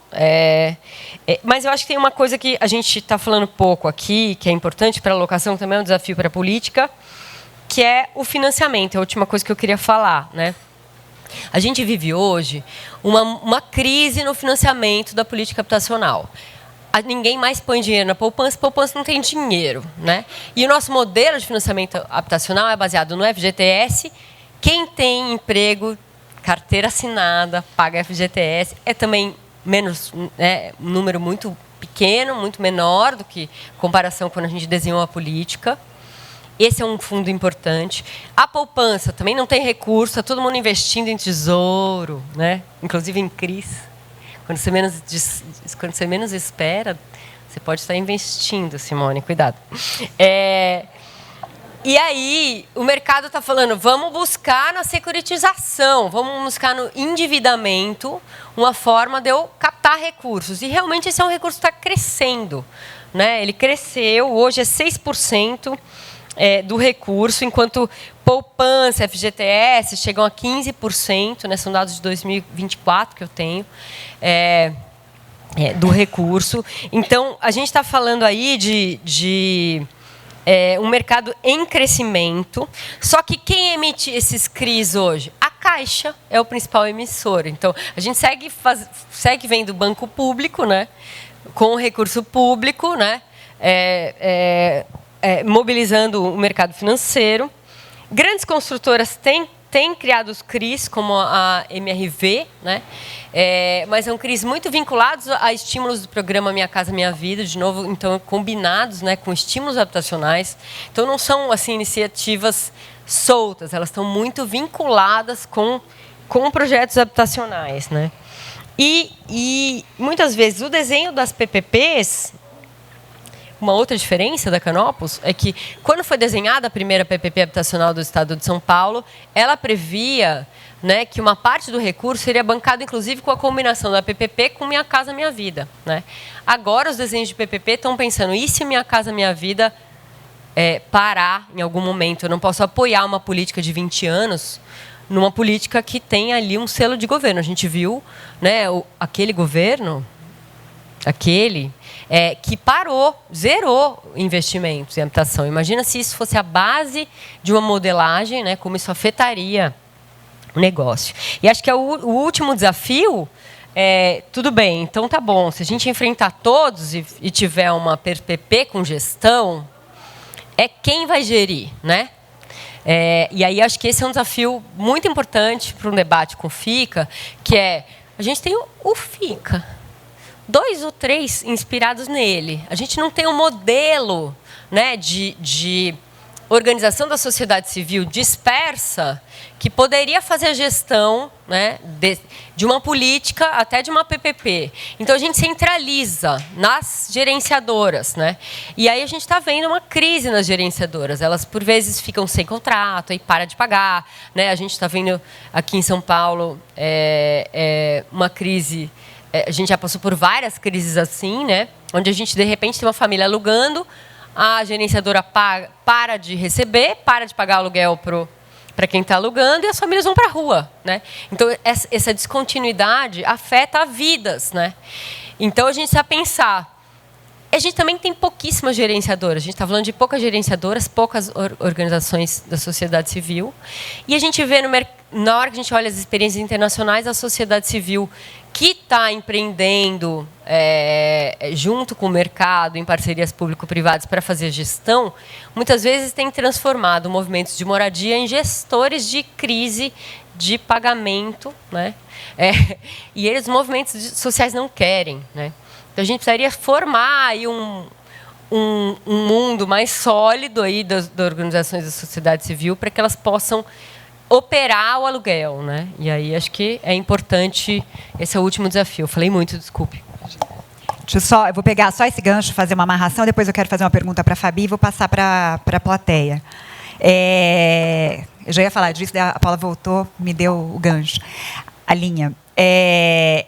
Eu acho que quem estava aqui na mesa do Housing First, a gente falou muito disso, e eu acho que dá para a gente trazer, na verdade, aquela conversa e aquela reflexão para cá, porque não muda muito. O que muda, quando a gente pensa em Housing First, né, moradia primeira e locação social, o que muda é a complexidade do atendimento às famílias, que é muito maior, com certeza, no Housing First, na moradia primeiro. Mas o modelo de gestão é muito parecido. A gente está falando, né, e eu falo do ponto de vista do FICA, porque a gente trouxe toda a nossa gestão, né, a Paula conhece, apresentei pela Cidade, toda a nossa gestão do moradia primeiro, a gente trouxe para todos os nossos programas hoje. Então, a gente tem essa gestão que a gente chama de uma gestão integrada, que ela é condominial, social e predial. Paula falou muito de como a moradia, né, precisa de manutenção. O que a gente mais faz no FICA é manutenção de moradia. Então, existe aí, claro, esse é o nosso modelo, né? A gente está há 10 anos fazendo isso, a gente se especializou ainda mais depois do Morar Primeiro. A gente tem trabalhado para formar outras organizações a fazer o que a gente faz, né, como a gente fez com a AJA e como a gente tem dialogado com outras, mas a gente está em diálogo com o poder público já há algum tempo, inclusive fazendo capacitações com a Caixa Econômica Federal, no objetivo, aquilo que o Léo trouxe no Housing First, quem estava aqui na mesa, não sei se lembra, que é descentralizar exatamente essa política. Porque o pacotão, a gente já viu que isso não funciona, né? Quando a gente precisa pensar, locação social precisa de gestão, essa gestão tem que ser bem feita, o pacotão não é um bom exemplo, né? Quando a gente tem o pacotão da grande gerenciadora e que essa gestão precisa ser integrada. Então, essa tecnologia social, que é isso que a gente faz, né, que outras organizações também estão fazendo e que podem se capacitar para fazer, podem ser pulverizadas Brasil afora para a gente ter um programa eficaz de locação social pelo Brasil. Né? Isso a gente está falando, eu estou falando ainda de modelo público, né, onde a gente tem, pode ser recurso do Minha Casa Minha Vida, que contrata uma OSC que foi capacitada, que tem controle de qualidade, né, que passou, né, por um processo que tem que ser desenhado para isso e implementar e fazer a gestão de parques pequenos, né, por condomínios ou por 2 ou 3 condomínios e gerenciar um programa de locação social em escala no Brasil, só que com uma gestão descentralizada. Acredito muito nesse modelo. A gente sabe fazer, a gente viu que isso funciona. Claro, né? A gente foi aprendendo, né? São 10 anos aí aprendendo, mas é possível. A gente já tem, eu falei isso, né, na mesa anterior. Com a experiência dos anos, a gente vai criando protocolos, a gente vai criando formas de trabalhar. Hoje, a gente consegue ensinar, né, e capacitar outros grupos, organizações, para fazer o que a gente faz de uma forma muito mais simples do que os 10 anos que a gente levou para aprender tudo que a gente faz. Claro que não é simples, isso tem que estar dentro de uma política, né? Tem que estar dentro de um programa onde você vai criar todos esses braços para isso acontecer. Mas a gente acredita nesse modelo e acredito também que isso também pode funcionar em parceria com o mercado privado. E também a gente não esquecer que existem outros modelos paralelos também, né, de políticas. Por exemplo, tem o Imóvel da Gente, o projeto, né, aquele da SPU, onde a gente pode trabalhar com imóveis públicos para fazer habitação de interesse social, também de locação. A gente tem outro gap aí, que é o Minha Casa Minha Identidades, que a regulamentação não permite que seja de locação. Por que não permite que seja de locação? Né, a gente já tentou pleitear o Minha Casa Minha Identidades para o FICA fazer gestão, não pode, porque não pode locação. A gente está nessa batalha também com o Ministério das Cidades para tentar reverter isso. Por que não, né? Enfim. Uma mudança bem importante também. As terras da União começar a pensar a locação como uma forma de usar o seu parque. Isso é bem importante. A gente está, porque a gente teve uma possibilidade aí de doação de um prédio, a gente está cutucando o Ministério para poder se habilitar como entidade para poder fazer aluguel, porque hoje não pode pela regulamentação, né? E por quê, né? A gente precisa reverter esse processo, enfim. Por fim, antes de passar, eu queria fazer uma pergunta para a Fabi. Fabi, se você consegue contar, eu sei que o La Pena Mais Habitar, ele ainda está num modelo de estruturação, né? De modelagem, de pensar, né?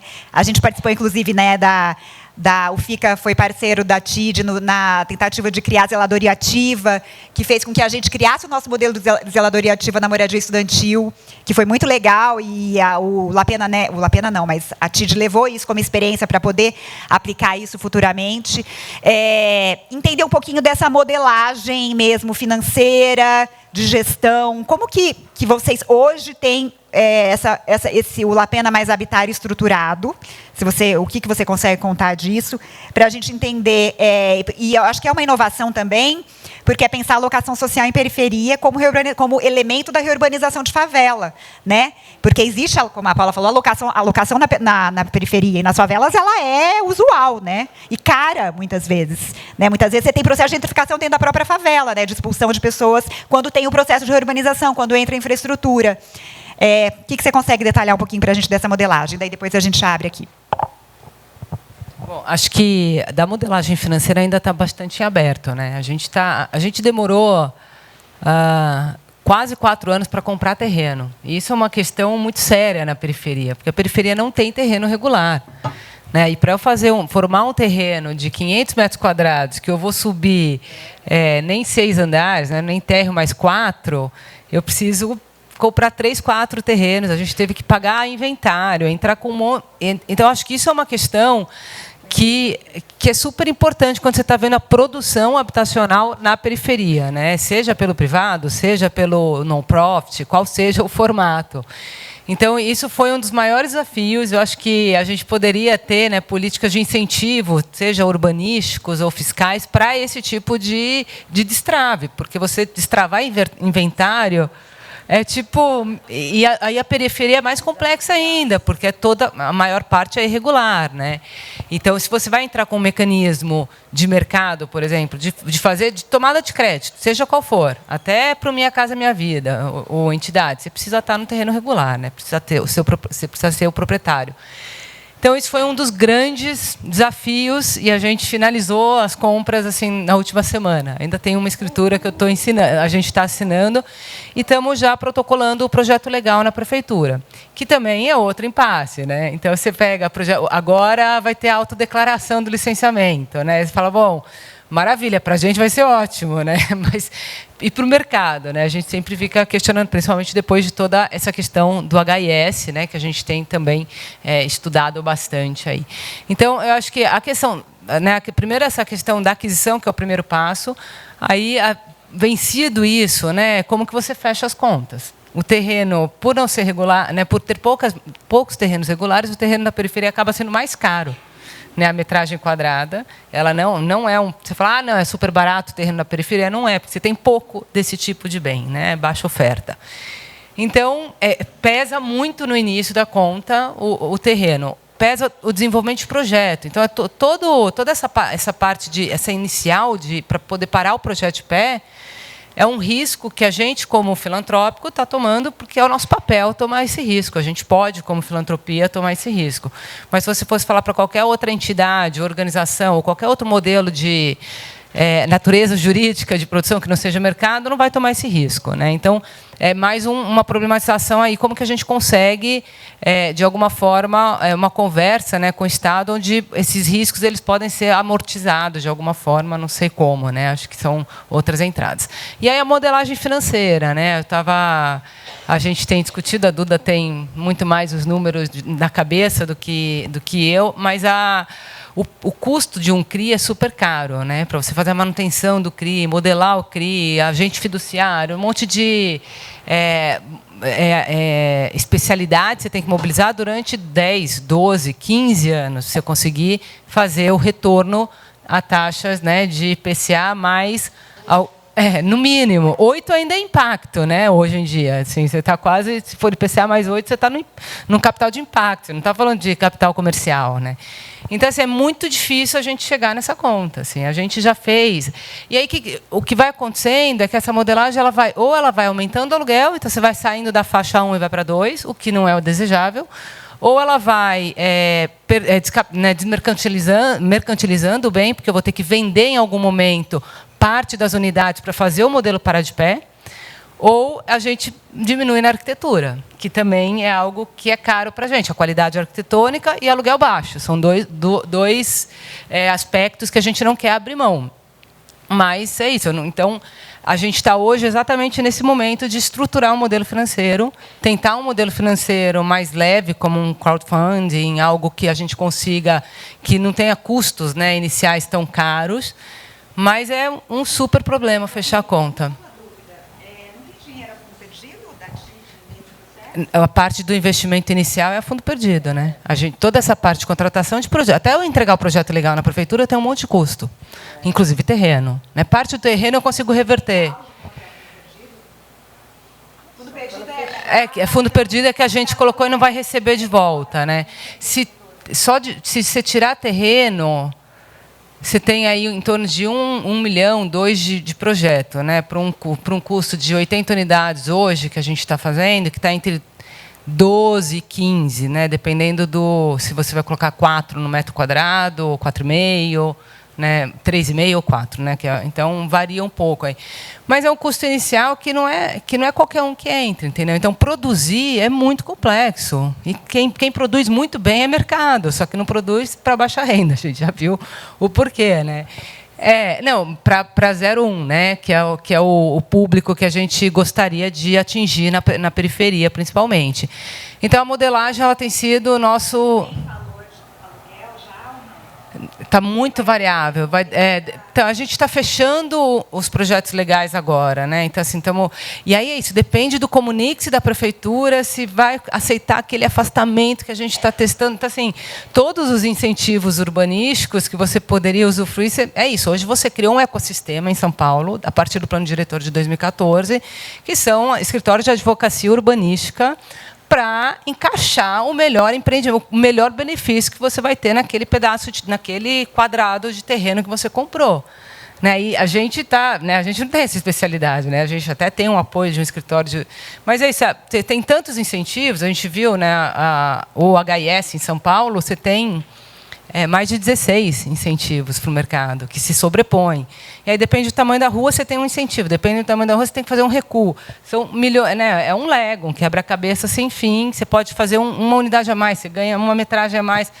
Então, a gente tem, nesse modelo, a gente tem tentado otimizar o melhor sem onerar mais, né, o custo, sem ter que pôr mais no aluguel. Né? E aí, para complicar o cenário, você tem a nova reforma tributária. Você tem a reforma tributária que vai onerar em 30%. Né? Não sei se vai ser... Enfim, o que você faz com isso? Né? Porque o aluguel privado vai repassar. Né? E a gente não. Então, a minha conta vai ser mais difícil ainda de fechar. Então, eu tenho uma grande expectativa que a Selic abaixe muito até o meio do ano que vem, que é quando a gente vai começar a captar. Mas ainda está muito em aberto o nosso modelo financeiro. Mas eu acho que isso faz parte da dificuldade de que esse tipo de modelo do Mais La Pena, ele precisa ter outros arranjos, outras costuras com política pública. Né? Porque senão ele vai ser sempre um modelinho atomizado, onde uma fundação que tem recurso a fundo perdido consegue fazer o kick-off inicial.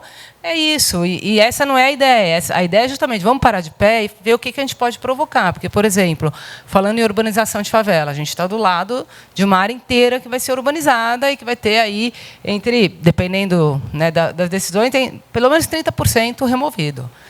E não tem onde você alocar todo mundo. O atendimento habitacional da prefeitura para relocação, às vezes né, não tem custo para quem foi removido. Então, como que a gente consegue? Mas tem o tal do voucher, que a Paula falou, que é uma política eterna, que deveria ser emergencial, mas você tem...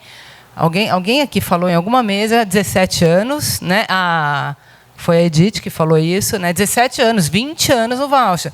Como, então, você combina esse voucher de alguma forma que você pode, né, colocar no seu modelo financeiro? É isso que a gente está querendo entender, o que a gente consegue, né, avançar nessa agenda de que, além da gestão, que eu concordo 100% que a sociedade civil pode contribuir muito, né, qual que outras formas de produção que a gente consegue fazer parar de pé, provar teses, né, ou descomprovar teses e falar, olha, não, para isso parar de pé e ganhar, né, mais 10 modelos como esse, ou 20, né, condomínios como esse, a gente vai precisar desse tipo de complemento de renda, né, de algum outro mecanismo que não seja só puramente filantrópico ou privado.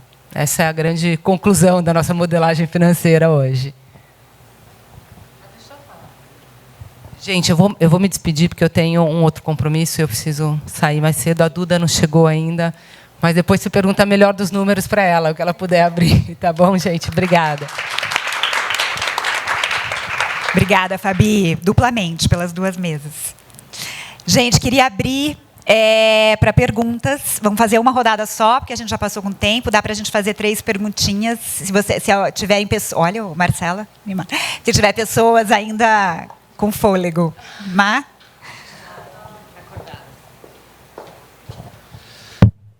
Bom, boa tarde. No fundo, eu acho que não é nenhuma pergunta, mas acho que é passar um pouco, né, por todo o painel, porque eu acho que tem algumas questões. Bom, eu sou um dos sócios, né, da Soma Uma, e acho que a gente sofre na pele, né? Ou seja, a gente nasceu sem nenhum padrinho financeiro e a gente nasceu da realidade, né, da construção pessoal, e que fomos acreditando no projeto de retrofit antes mesmo de existir Requalifica e tudo isso, enfim. E a gente já tentou por diversas vezes, né? Ou seja, a Caixa, quando quis construir essa coisa do Minha Casa Minha Vida para o retrofit, ou financiamento ao retrofit, nós tentamos por diversas vezes, desde o Virgínia. O Virgínia era para ser um bloco só de HS, por exemplo, HS2.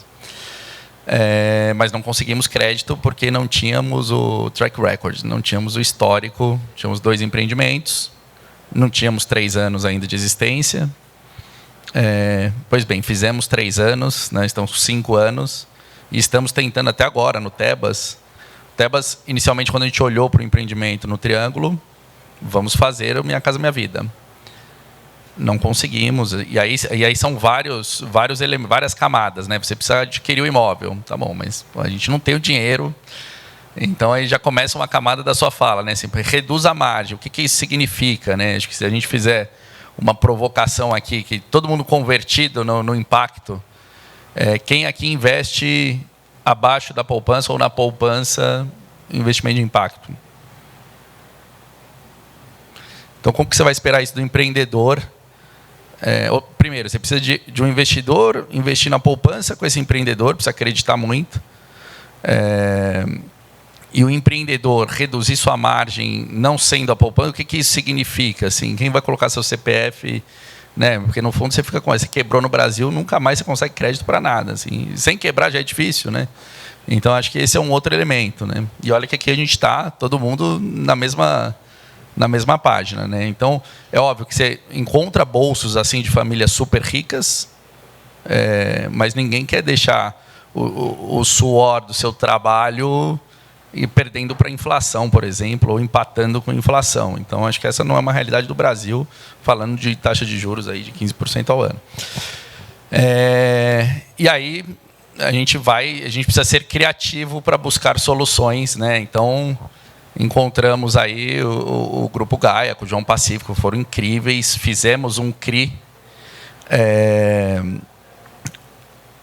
captamos super rápido, em pouco mais de 24 horas, 10 milhões. Mas é isso, né? O CRI, você tem lá a cota sênior 15%, subordinada era um pouco mais alta, mas você vai fazer o geral é quase 19% ao ano. Estamos falando de impacto, né? E você senta em cima desse capital, né? A gente recebeu esse dinheiro e fica em cima desse capital. Então, como que você precisa trabalhar esse capital enquanto está... Então, isso vai aumentando a sua... Né? Eu estou contextualizando tudo isso, acho que para entender o cenário do empreendedor também que está tentando fazer alguma coisa aqui. E aí a gente misturar, ou seja... Quando a gente traz o HS2, que atende a produto, o HS1, acho que é o público. Assim, a gente precisa de políticas públicas. Né? Acho que a Paula traz bem isso. Precisa de componente, precisa de um voucher para complementar o trabalho do FICA. O FICA vai alugar para os 600, mas precisa de um voucher, porque senão essa conta realmente, ela, assim, aos nossos olhos, ela não vai equilibrar. Ou alguma outra política pública que realmente faça com que isso aconteça. E aí, assim, se a gente for entrar na coisa do plano diretor das EUs, é um baita problema. E acho que, por outro lado, né, à medida que a boa intenção de fazer as EUs, de trazer as pessoas para perto, acabou criando uma escassez de terrenos e só 6% da cidade era vazio, então valorizou a terra. Então, e aí essa matemática para o mercado vira uma outra coisa. Então são vários componentes dentro desse cenário, e acho que dentro de tudo isso a gente, mais uma vez, é muito importante esse evento aqui, de estar com a academia, de estar com o poder público, de estar com o privado, para a gente poder discutir e construir isso, né? Foi engraçado que hoje mesmo a gente recebeu uma mensagem: investir no CRI, mas estou chato, já estou desapontado. Ele não é social. Não é só social, ele é social, é urbano, é ambiental, porque estamos falando de retrofit, temos uma unidade do FICA, temos todo um trabalho de 2 anos. E aí, Paulo, até compartilhando contigo um pouco da subvenção. A subvenção a gente recebeu no Virgínia, a gente recebeu no Tebas, e ela é fracionada, né, de acordo com a evolução física de obra. Mas, na prática, se a gente colocar no papel, ela não cobre os 2 anos de carrego que a gente tem que fazer do prédio, né? Então, no fundo, ela mitiga um pouco esse risco, mas, né, não acrescenta em margem para o incorporador no fim do dia, pelo menos não nos nossos projetos, na nossa experiência. E a gente tem tentado fazer exatamente isso, assim, um pouco da cidade que a gente acredita, né, de trazer esse uso misto na prática, de fato, porque se dá certo em Paris, se dá certo em Barcelona, se dá certo em em Nova York, por que não dá certo em São Paulo? Assim, eu acho que o brasileiro também tem essa coisa de não pode, a classe alta com a classe baixa não se mistura, existe esse preconceito, mas existe um monte de gente que está disposta, né? Então, como que juntos a gente consegue criar realmente um movimento de trazer pessoas que queiram investir, né? Não vai ser poupança, mas investir com uma taxa menor, que dê para o incorporador também poder produzir, que a gente destrave políticas públicas eficientes, para que a gente consiga construir esse cenário da cidade que a gente acredita. Então, no fundo, queria só compartilhar um pouco da visão, que eu concordo com um pouco de cada um. Eu só queria complementar, porque não é todo mundo que sabe, que a Somaúma vendeu para o FICA um apartamento no Tebas a preço de IHS. Eles perderam dinheiro, eles venderam pela quase metade do preço do que valia para eles, porque eles acreditavam que era importante ter habitação de interesse social lá. E a gente não comprou, a gente queria comprar mais, né? Porque a gente quer ter, a gente fala, HIS em retrofit é missão de vida, né? Esse negócio precisa ser para HIS. Queria ter mais, a gente não comprou mais, tinha a ideia, né, de fazer um financiamento coletivo para a gente conseguir comprar mais apartamentos no Tebas, e a gente ficou muito inseguro em relação à questão do condomínio, porque vai ser um prédio de classe média alta até, né? O preço da cobertura lá, bom, a cobertura... Mas é só cobertura. Eu acho que outro fator também que é importante, quando a pessoa vai olhar um metro quadrado, fala, nossa, está caro. Mas está caro comparado ao quê? Porque, no fundo, a gente está entregando um apartamento pronto. Sim, sim. Com tudo, inclusive marcenaria. Porque, na ponta, quando a pessoa vai comprar e ela não faz essa conta, que depois ela vai gastar 30%, 40% do valor do imóvel. O contrapiso é um concreto, que não precisa colocar piso. Então, até isso, essa pessoa pode financiar, mas ninguém faz essa conta. É a crítica pela crítica sem sair do sofá, né, no Instagram. Então, acho que é esse movimento que a gente precisa para fortalecer tudo isso. Não, claro. Sabe? Mas só queria trazer a questão do condomínio, que eu acho que é importante. Assim, a gente ficou com receio de ter um prédio, né, que fosse classe média, e a gente não conseguisse na convenção de condomínio, porque a vontade era, a gente já deixa pré-estabelecido que o condomínio da habitação de interesse social do FICA vai ser subsidiado pelos outros condôminos. Isso, né, vocês mesmos ficaram, isso pode inviabilizar, né, a gente conseguir os outros investidores e tal. Então vamos começar com um para ver o que acontece. E é uma luta que a gente vai fazer ainda na convenção de condomínio, para conseguir que esse condomínio seja parcialmente subsidiado pelos outros condôminos. Mas eu acho que quero ressaltar, porque eu acho que o papel da Somaúma nesse negócio, né, de vender um apartamento para o FICA a preço de HIS e num apartamento que custa mais para eles, é mais caro do que o preço que eles venderam para a gente, para ser estimulado mesmo por outros incorporadores para fazerem, né, entenderem a importância de ter HIS e naquele você vai ganhar um pouco menos, mas você está contribuindo para ter interesse social ali. Assim, objetivamente foi menor do que o custo de produção. Assim, falar em HIS nesse projeto especificamente foi menor do que o custo de produção. Parte está sendo subsidiado pela Somaúma, considerando que tem subvenção também, a gente falou, bom, cabe, vamos. Mas mais do que isso é provocar, assim, é possível ter uso misto, é possível ter mais unidades, por que não, né? Acho que em Nova York, se eu não me engano, são 15%, você tem mais potencial, você coloca o affordable, você tem lá a prefeitura dando a demanda, você tem né? Então, assim, por que isso não acontece aqui? Barcelona é 30%. Legal. Emil.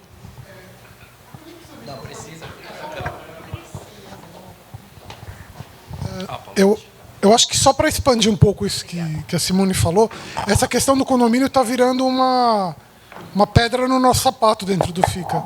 O nosso primeiro imóvel que a gente tem ainda, que é o imóvel que os moradores conseguiram comprar um apartamento e vão se mudar, é um imóvel num prédio aqui, na Praça Júlio Mesquita, um imóvel popular, edifício do século XX, um prédio super bacana, histórico. O condomínio de um estúdio está R$ 900 por mês. Como é que eu vou conseguir?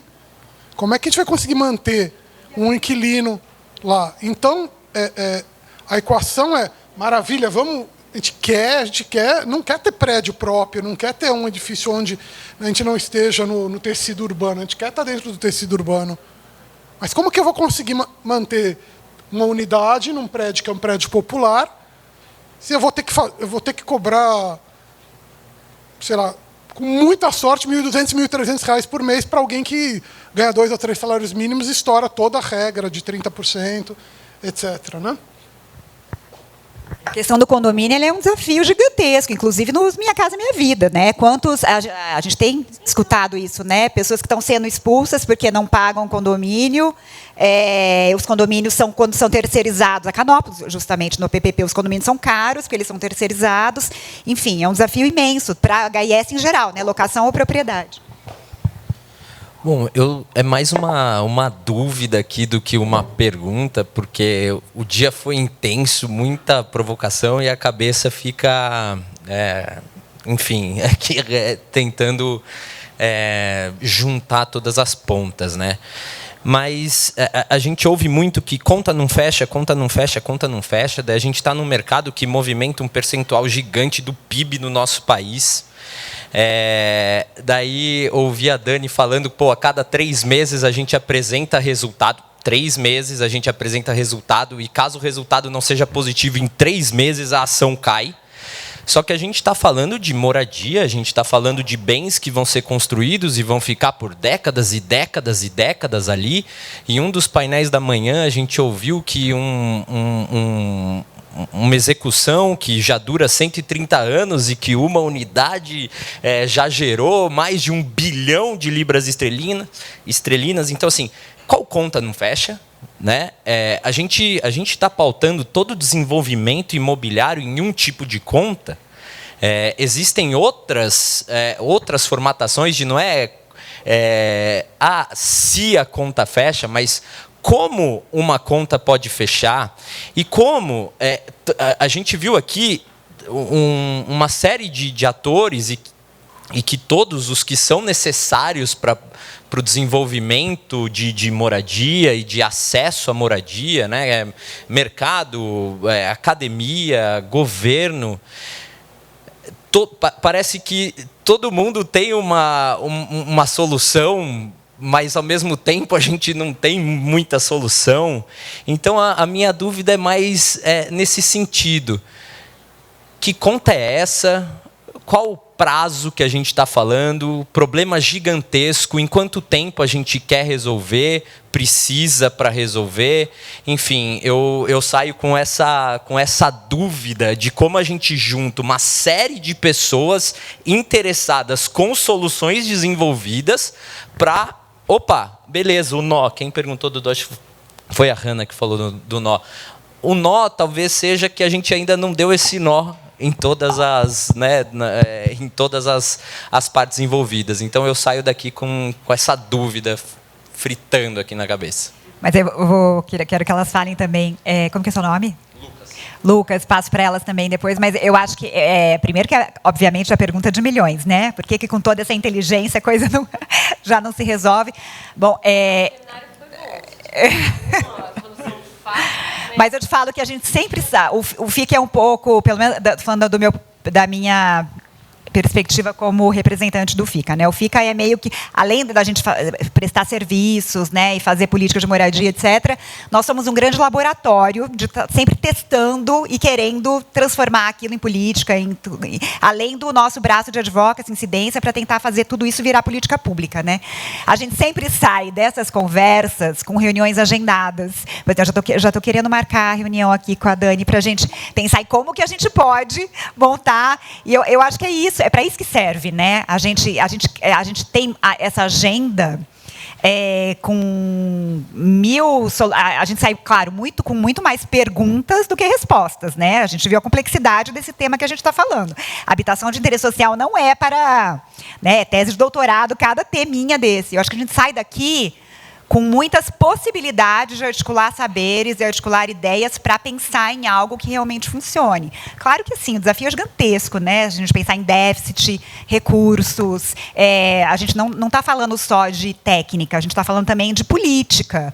A gente está falando de um país que a gente tem uma eleição no ano que vem, né? A gente está falando... São muitas variáveis, né, para que alguma coisa que a gente pense em transformar possa virar realidade. O próprio Minha Casa Minha Vida, locação social, que é o tema dessa mesa, né, foi algo que não andou. Por que não andou? Né? Por 1000 fatores, né, que não andou, políticos, inclusive. Então, a sua pergunta realmente é a pergunta de milhões, mas queria ouvir delas. Deixa eu começar aqui. Eu acho que a provocação do evento é para a gente falar justamente sobre o que não está funcionando. Mas, assim, queria que também a gente saísse daqui com um pinguinho de esperança de... A gente não vai gastar aqui tempo para falar o que está funcionando, mas tem muita coisa que está funcionando, né? Se a gente olhar, o próprio Minha Casa Minha Vida é um programa que está aí há muitos anos. Óbvio, tem o governo que mais investiu, menos investiu, mas a gente conseguiu recuperar. E já foram mais de 7 milhões de unidades produzidas. Então, ele tem um impacto, ele fez, né, muita coisa. Talvez a gente sinta dores aqui, por exemplo, que o FAR não chega em São Paulo. Não chega. Não chega em São Paulo. Por que o FAR não chega? Vamos lá, tem um monte de coisa.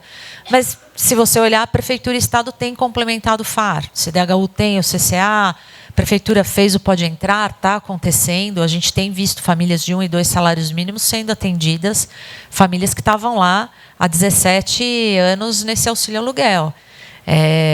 Eu vi essas famílias lá no Lajão da Coab. Então, de outro lado, também dá uma esperancinha de que tem coisas que estão funcionando. Especificamente para a locação social, onde eu vejo o caminho, tem que ter a união de governo federal, governo estadual e municipal, todos os entes. A gente briga muito por isso, por esse alinhamento de políticas. Mas a gente sabe que a política é 99% e 1% execução. Então, o desalinhamento político atrapalha muito, muito isso aqui. Porque senão a gente, né? E aí cada gestor público que entra quer trazer a sua doutrina, muda e dá pirueta, porque a gente fica lá da esquerda para a direita, né?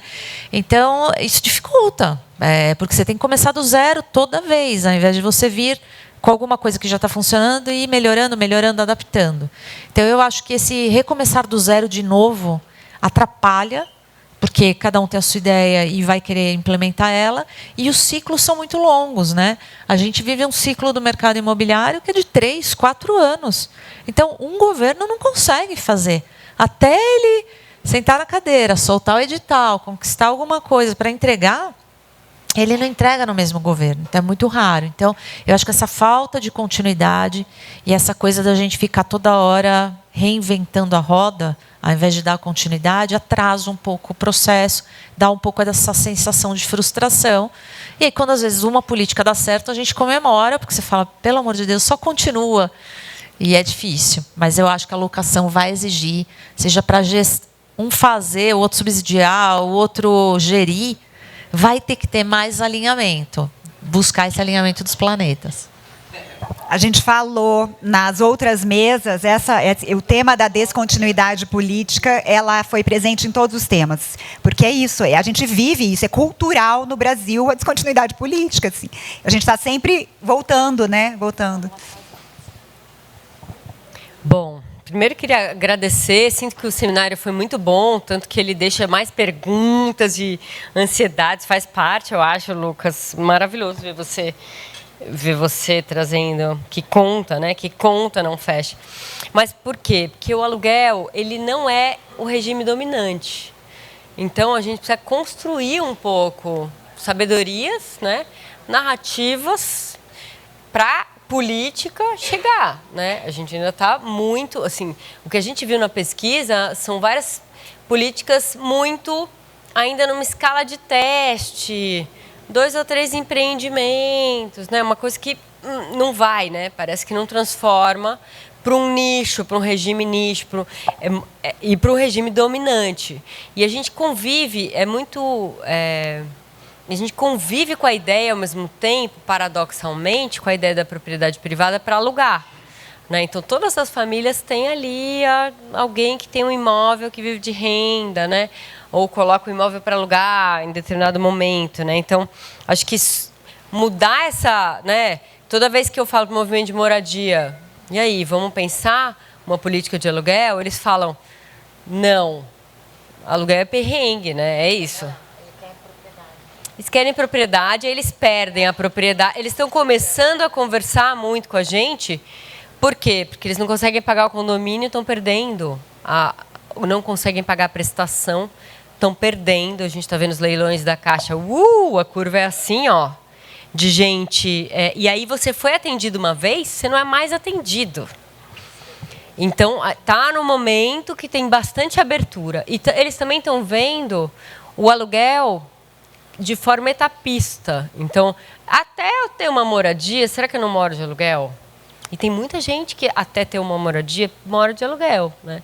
Essa é a nossa realidade. Classe média e baixa não compra, assim, não tem dinheiro, vai lá e pá, compra. Né? Então, a gente está começando a ver assim, um cenário de abertura. Né? E a gente está vendo nas 3, com exceção do estado de São Paulo, mas outros estados estão pensando em política de aluguel. Goiás, né?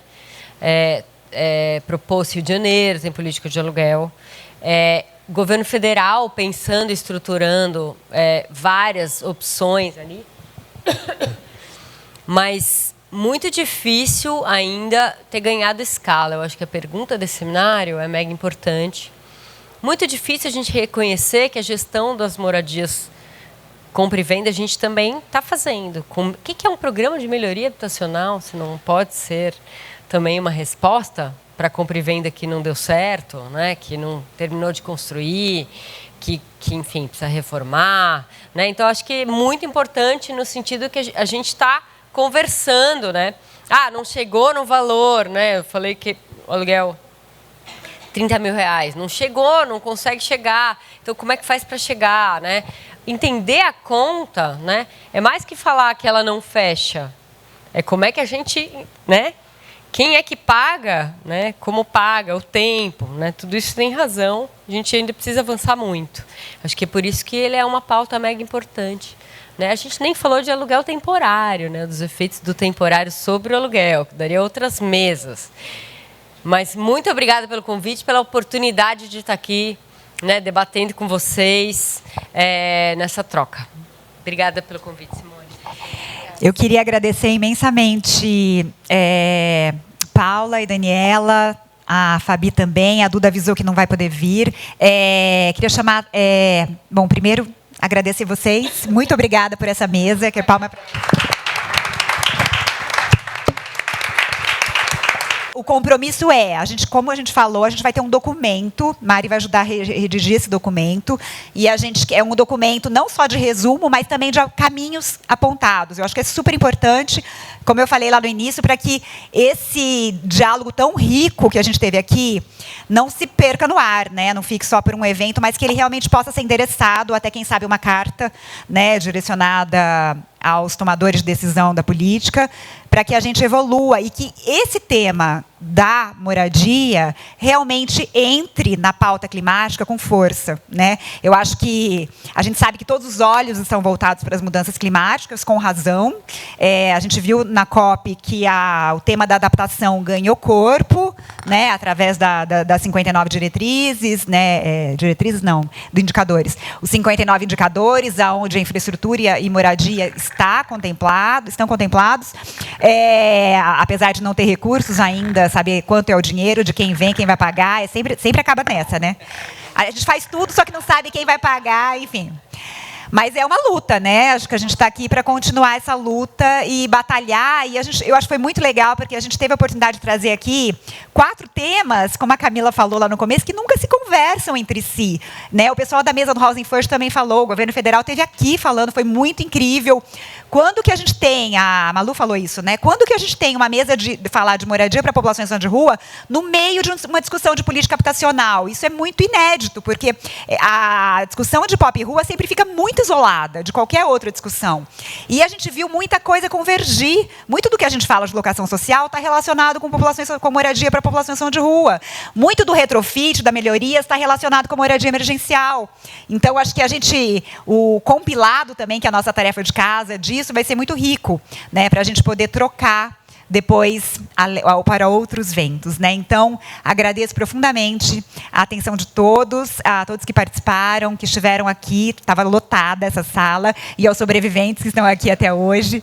Agradeço muito a todo mundo que esteve aqui compondo as mesas e, sobretudo, ao Marcelo e à Camila por terem topado essa empreitada e por estarem conosco, Teto e Soma Uma, nesse processo. Obrigada, gente. Eu acho que só que a gente realmente seja um corpo conjunto, que a gente possa se movimentar nessa luta realmente, né? E que das diferentes perspectivas, das diferentes realidades, mas que a gente entenda que a gente precisa ir em conjunto, de alguma forma.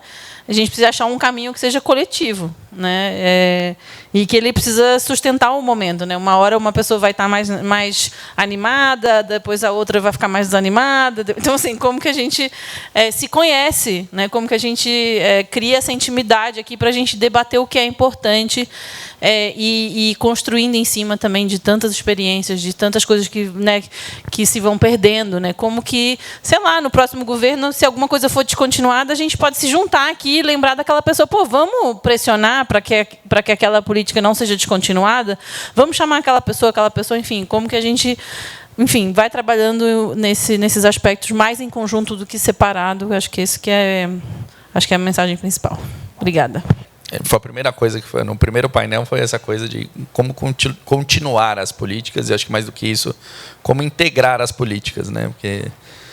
Por que não sai o FAR? Porque o FAR, a Caixa não conversa com o Coab também. A gente tentou fazer um assim, ninguém sabe de nada, é uma loucura, né? Então, aí saiu uma matéria agora que tem dinheiro à vontade, crédito à vontade para fazer o FAR, porque também isso, porque não tem como sair, né? Então,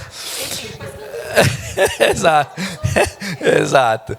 Mas eu acho que o que fica aqui, e o mais importante, março desse ano, a gente fez um evento aqui chamado Cidades em Movimento, que a gente trouxe pessoas do país inteiro para discutir, né, como tirar essas amarras, como a gente e tivemos esse compromisso de sair com uma agenda. Essa agenda saiu, tem coisas andando, e acho que a provocação que fica aqui é que saia daqui com uma agenda, que não seja um evento pontual. Inclusive, em março devemos ter outra, então a gente podia pensar em alguma coisa mais sólida, com discussões mais profundas, e aprofundar nessas discussões, porque acho que é pouco tempo. Mas que a gente saia com esse compromisso, porque é fundamental para que a gente acompanhe todo esse processo e que consiga ter as transformações que a gente imagina.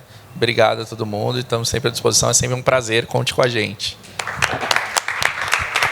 Gente, agradecer à Casa Soma Uma por ter cedido o espaço, feito esse café delicioso para a gente, né? A casa que acolhe a gente é sempre importante. Obrigada, Marcelo.